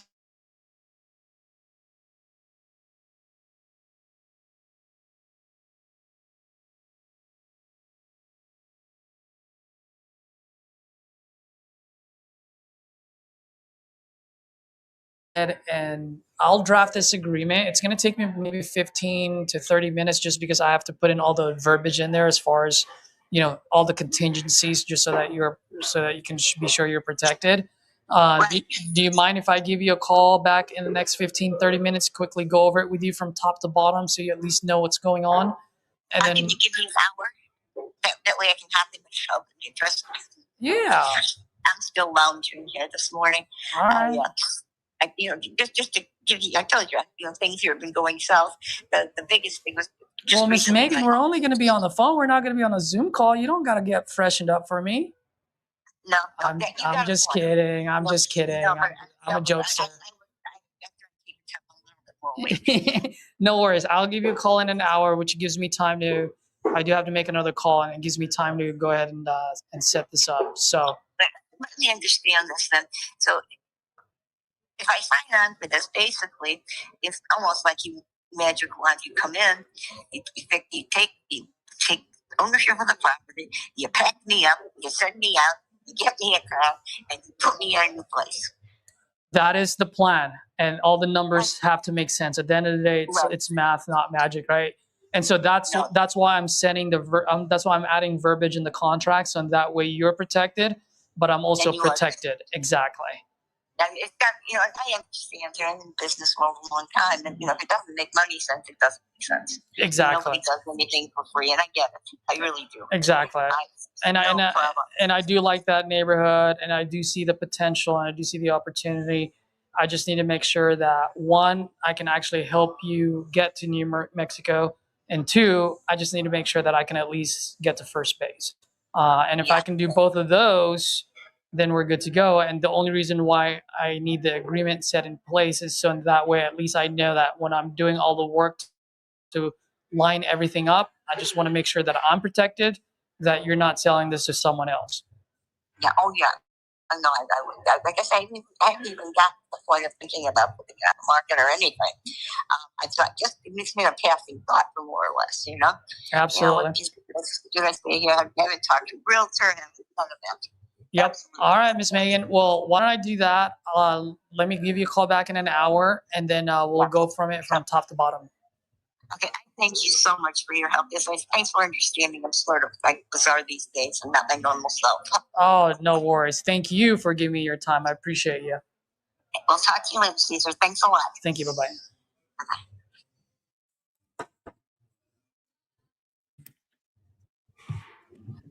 Dude, I did not like when she said 90. I was like, what? On PropStream, it says 15,000. And then she said 90. I'm like, where's that 90 coming from? Was that, I missed you. I had you muted a little bit because I was on a call. Was that the same one? Was that a long call, or was that a different person? Yeah. No, it's the same one. The one that I said she's not going to pick up because I sound like a mortician. And then she picked up.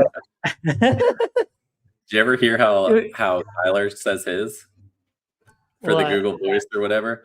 He's like, Tyler, your property. Yeah. He always sounds like super bored.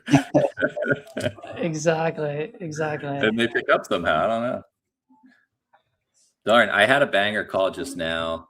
A TU guy texted me and said, hey, I just got yelled at and hung up on, and this person wouldn't answer any questions, wouldn't negotiate, wouldn't do anything. And so I submitted it to RJ for call review, and I said, well, I'd like to give it a listen. He's like, why don't you call her? I said, well, she just yelled at you for like getting too many calls. It's like, I'm game. I would love that. I'm fine with that. And I had a banger call with her. I just started it off way different than than I normally would, but I'm sending her a contract. I think I'll be able to move it. Heck yeah. Nice. So, dude, that's awesome. Let's go, baby.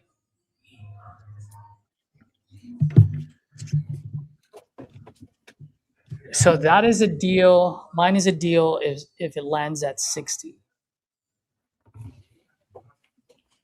Everything.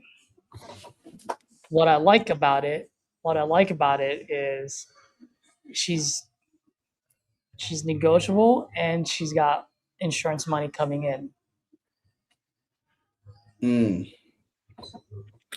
That insurance money coming in is my automatic price drop. Hey, you only need 20,000 and now you just got 10,000 from the insurance company. I really need this $10,000 lower to make it happen. At the end of the day, it solves the problem. Yeah. You know? But if that payoff amount is 90, oh gosh, it's game over. It would have to be like a sub 2 deal. It would have to be the roof is fixed and folks like Felicia would be willing to take it on sub 2 and then wrap it. Yeah. That would be the only other wrap. But I don't want her talking to any other wholesaler, and that's why I want that agreement. What are your thoughts on that one, guys? Give it to me. Rip me a new one. I was in and out, so I didn't hear like a whole lot of it, but I think you did good getting into those needs and all that. That's all that. So I like that a lot. Oh, you would have been proud of me, Edward. I was like, yeah, I heard of it. I was like, fuck yeah, dude, he's going in there, getting her away from the price, because she looked like she was going price based on the realtors, and you kind of reeled her back in and tried to get her to what she was looking for. Yeah, I did get worried a little bit in the beginning because at first I didn't like. I didn't hear a lot of urgency at first, and I was also in and out, so I didn't get a lot of it. And I think she was deviating, and then I think I would have like said something like, and just so I know, like, what had you look into this and like in the first place, just to try to reel her back in. But I mean, I didn't hear all of it, so I mean, you obviously got her back to all that. Yeah. So, Yep. Yeah, she was a talker, so it helped out a lot. I think most people would have given up very early in that conversation. I think most people on the phone with that person would not have heard what you heard and would have ended it very quickly. And those people are leaving a lot of money on the table for exactly what you proved. Thanks, Matt. Appreciate that. Or you just one or the other. But no, I think. What was that? What did you say? Or you just wasted a lot of your time. But no, I really think that a lot of people are leaving money on the table because they're not asking the questions. They just take it at face value and get off the phone quick. And the reason why I stuck in there was when I saw it on PropStream, it said $15,000 is what she owed. And so I'm looking at it from 15 to 148. That's a lot of room, you know? Yeah. As a matter of fact, it's funny because the comp that she said, I was on that page and I looked, I'm like, oh, let's look at mortgage transaction. And it was like 200,000. I was like, what? I'm like, this lady got 2 loans. And I don't know if you guys saw my face, like, oh. And then I looked at that, I was like, ooh. I was like, that was the comp. Thank God. Oh man, I was so pissed. No, but there is one thing that I do want to point out for the people that were watching, and I know you guys were on the call, so maybe you didn't spot it. But back to what Matt was saying, is like, how was I able to not give up on that thing? I don't know if you guys noticed where I was looking at and what my body language was. So for the people that were watching that are new, I wasn't comping, guys. I was just listening. I had my head down. I had my eyes closed. There was a point where I'm pretty sure, unless my hat was covering it, where I just had my eyes closed. I was just listening to what she wanted to do. And the numbers didn't matter to me. Why? Because I knew that she only had 15. At that point, I only knew that she only had $15,000 loan, and the ARV is 150, and it's not a full gut. It's not a full rehab. So I'm like, okay. And so in my mind, I'm like, 15 plus the 25, that's a $40,000 price point. I'm gonna spend the time here. Yeah. You know, and so I didn't comp towards the end. In the middle, somewhere in the beginning, I did a little when she was talking about the condition of the property. But after that, I just stopped. Yeah. And I was lucky enough that it's in a place that's not rural. That I had 42 comps in point and half a mile. So it was one of those easy ones that you can just comp in a minute.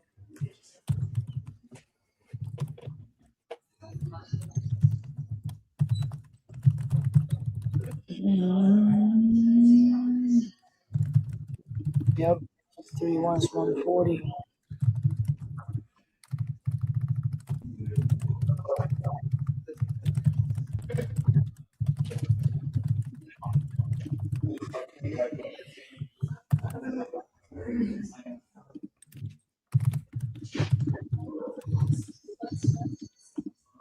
Edward, I'm gonna get that fucking contract, dude. I gotta go too. Today's day 3. And Yeah. and Edward already has 2, and I need 2.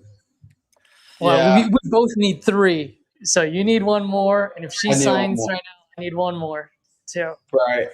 So that's 2. Yeah, we need 3, or I need 1 more to hit the 3. So yes, going at it. And if we do that today, then we only need 2 more for tomorrow.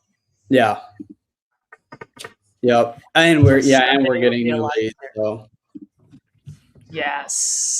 So fuck yeah. Let's go, baby. Day 3. Today's day 3, baby. Just want to spoke to this. Oh, enough. I forgot. Enough with me talking, and I need to draft up this agreement. Yeah.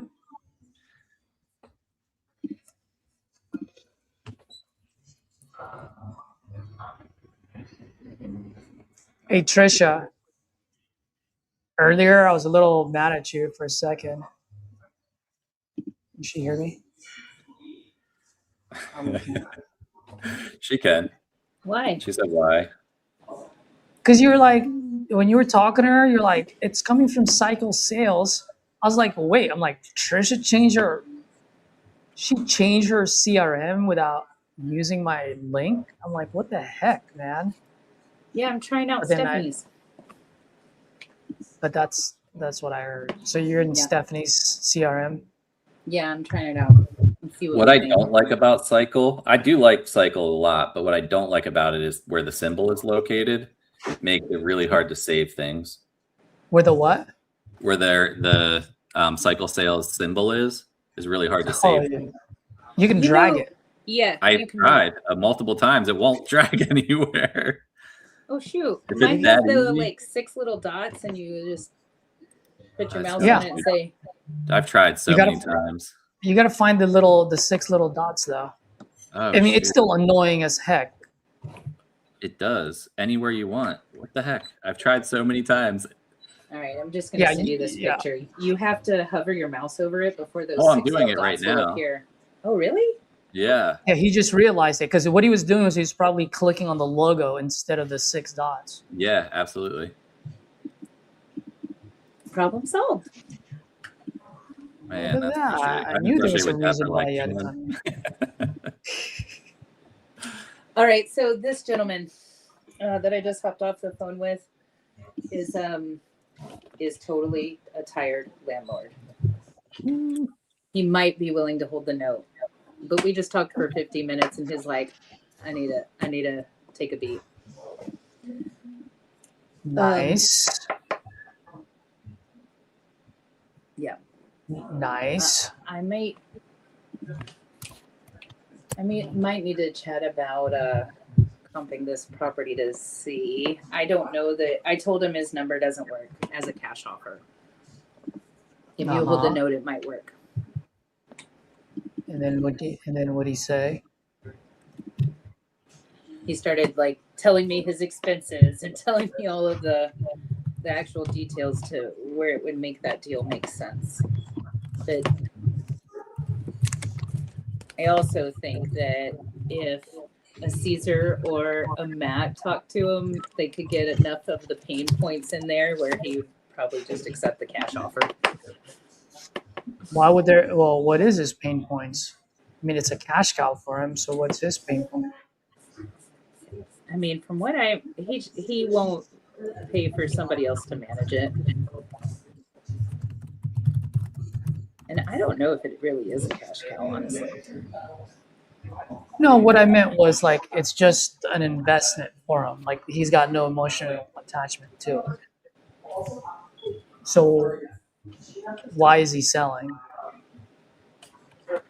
Well, I asked that 3 times. I'm like, you are getting so much income from this. Like, I don't know. You're telling me that this is your payments and this is your income. Like, it just doesn't make any sense to me. Why on earth would you sell this? I just don't want to deal with it anymore. I just, yeah, but for that much money a month, just hire somebody to take care of managing it for you. Is that what you told him? What kind of stuff are you dealing with? Yeah, there you go. Instead of, yeah, okay. Yeah. See, your mind goes like this all the time, Trisha. No, I'm dead serious about that. I know I'm a goat, the goat where the billy goat that actually. Yeah. Not the goat like the king closer goat or whatever. You need to come from a curiosity point of view. Yeah. Like if this thing is bringing you mailbox money, why don't you just want to manage it? Like I would just ask that, but not in an attacking, defensive way, but more of like, hey, just curious. Yeah. Like, what's going on? Did you have a shitty tenant? Is that a bad neighborhood that every time you get a new tenant, you got to do the fixing? Like, what's going on? I mean, I'm saying all of this. You don't have to say all of this, but the point, you know what I mean? I'm trying to get it in your head where it's like something is going on. I'd like to know why. Why? Because if that headache is going to be my headache, I want to know what fucking headache I'm buying. You know what I mean? Like if you do something like that, that's what I was saying. Your personality is so it's so tender and just sweet, right? So you immediately go to how can I fix this person's problem, but we don't fully know what their problem is yet, right? So that's I feel like that's where your line of questioning goes. Is like, well, why don't you just hire a property manager to deal with it so you don't have to? But we don't know the full extent of his problem yet. So we need more questions around that curiosity. Have that solvable problem or that solution written down or in the back of your mind to bring later. But we don't know the full extent of the issue yet, right? So let's just try to keep diving down, keep depleting that battery until it's on E, and then we're the battery pack that'll help recharge it. And we got to figure out how we're going to recharge it. Man, Matt, that is so true. Like if I were to just think about a conversation, like bringing a problem to one of my friends or my husband or something, right? I'd probably, hey, this is my problem. And if they solve it too quick, if they give me too many solutions too quick, I'm like, no, you don't understand. This and this and this and this. And he's like, well, then try this solution. I'm like, no, you're still not getting it. It's this and this too. You are so effing right. Oh, shoot. I've been doing that to so many people. And it's really frustrating when it's done to me. Sometimes it's just, it means more if you just say, well, that sucks, than immediately trying to jump to a solution. I get told that all the time by friends. 100%. Jumping to solutions too quick? I'm the same way in my personal life. Somebody tells me something, they don't want me to help solve it, but that's immediately where my brain goes. Of like, I could solve this problem for you. Whereas they just want me to say, man, that sucks. Sorry you're dealing with that. Yeah. Yeah. It's huge. Yup. That's what I would say.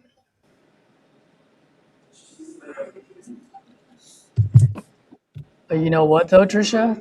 Good news is you're in that third evolution of a closer stage that RJ talked about a long time ago. You're in that stage. He posted a video a long time ago, a YouTube video about the evolution of a closer. Oh yeah. I think that's when I realized how young, have I even made it out of the first stage? Oh, you're way out of the first stage. I think you're on the third stage right now. I can't remember exactly. I just remember my stage. In the stage that I'm going for. But I'm gonna go back then and there's listen to the that other video. Yeah, but there's the other two. I think you're on the third one, which is because you have the thing is like we all went through it. Where now we have more knowledge and it's like boom, we're so fast to jump onto what the solution is because it's newfound information for us. Yeah.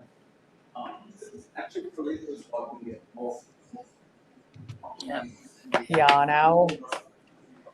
So how I like to pose this, Trisha, I mean, I don't know if I've said this to you before. I do say this a lot when I talk to people about their line of questioning is imagine going into the doctors and you're like, I have a headache. And they say, all right, well, here's a pill you can take. It'll cost $1 million, but it'll take your headache away. No other questions, no nothing, right? How are you going to feel about that? But looks like I won't be taking that medicine. Is what I feel about that. I'm not going to swallow that pill. I'll go buy Tylenol over the counter. But what happens if you go in and they're like, oh, well, how long has this been bothering you? What has been the trigger? Or what have you tried?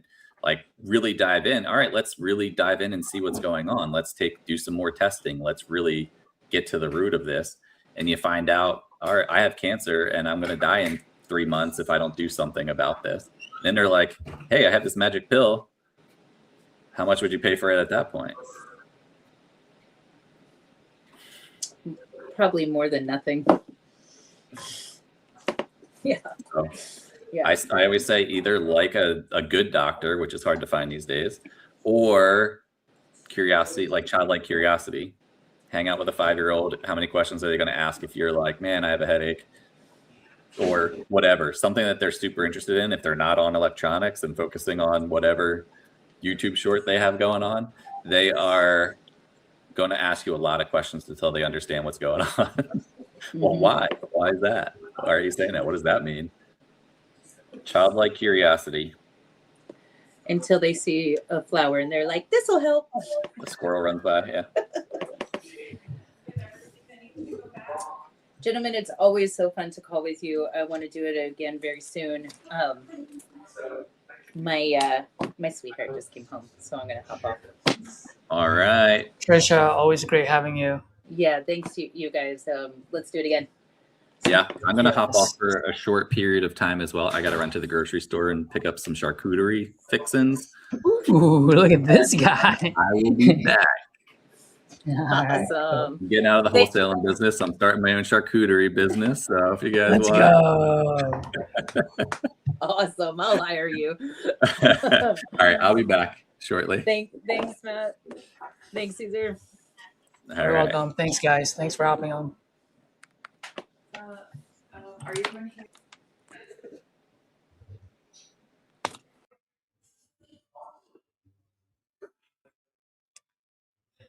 All right, folks. I don't know where Edward went. But since I'm still here and I'm drafting this agreement, any of you guys have any questions about anything, feel free to ask. If you got any key ideas that you got from the calls that were made today, drop it in the chat. Really appreciate it. Drop it in the comments as well for new wholesalers, so that can help them get their first deal. And last but not least, if you smash that like button, it does help me out. And most importantly, it does help get it in front of new wholesalers.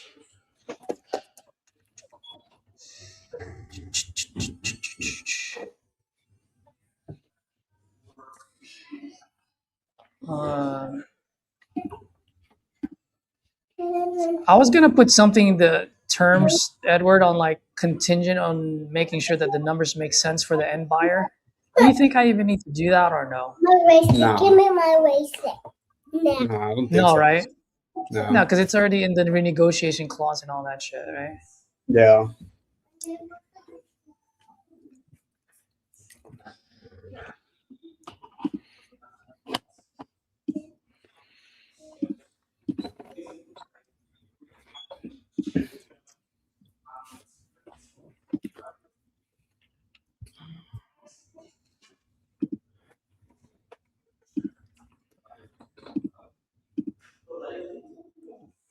Dude, that was so funny earlier.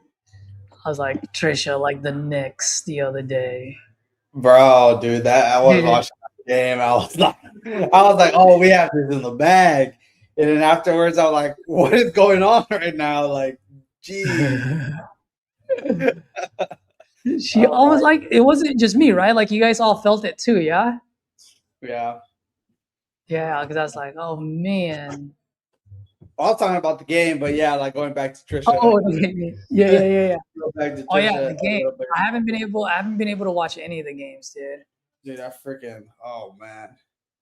I was watching it. I was like, jeez. Dude, that's why I was telling folks, like, obviously Warriors were never gonna make it to the finals or the Western Finals, but I was like, but if we were to play them at any given time during the season, we would take Spurs out. Just based on experience. Yeah. And it's showing right now. It's showing right now. Yeah, dude. It really is. From like game one, the last game, dude, it was like, yeah. It's too big of a spotlight for the young guns. Yeah. Next year, they're gonna be killers, dude. Next year, watch out for those guys. But right now, that's why if we made it in the playoffs and we were gonna, because they were number 2, right, or number 1, they were number 1 in the West, so we might have come in like, if we were to squeeze in, we might have come in at number 8. Like, I'm like, dude, not afraid of them at all. I had this conversation with someone. I'm like, now Oklahoma, I'm afraid of, but not Spurs. Too young. Like in a 7-game series, they're gonna lose just based on experience. Yeah. Against Steph and Draymond, just those two, just the way their mind works, they slow down the clock, and these guys just panic. Oh. Yeah. Dude, I really like this deal, bro. If the fucking payoff amount is low. This is the one that owes 19 on it. Yeah, she's saying 90, but on PropStream it says 15. So where is she getting the 90? 13,000.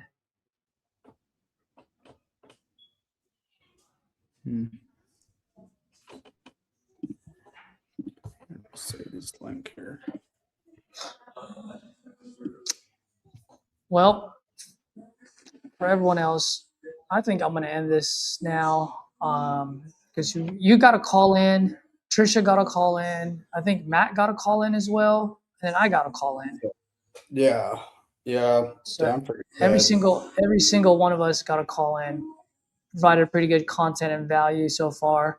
I gotta do this, so we'll end it right now, guys. Freaking give it up to Edward. Today's day 3, or we're saying day 3 because we got the second half of the 100-day forge. we're going on for 1 contract a day. And Yep. so far, Edward got 2. I got 1. If I get this one, that would be 2. Yep. And we still got to go for another one today. Yeah. And if we get 1 more today, we need 2 tomorrow. If we don't, we need 3 tomorrow. Yeah. Look, there's a lot of We got to tally it up. Hey, Sophia, how you doing? There's a lot of hundred. Yeah, that is cool. Did you draw that? Did you color that? Room. This is Roomy, and this one's Zoe. This one's this is Oh yeah. Mira. I love it. I love it. And that's a little. Cool. All right, guys. Till next time. Speed and volume. Speed and freaking volume. And Hey, Sophia, say bye to everyone. Say bye, Sophia.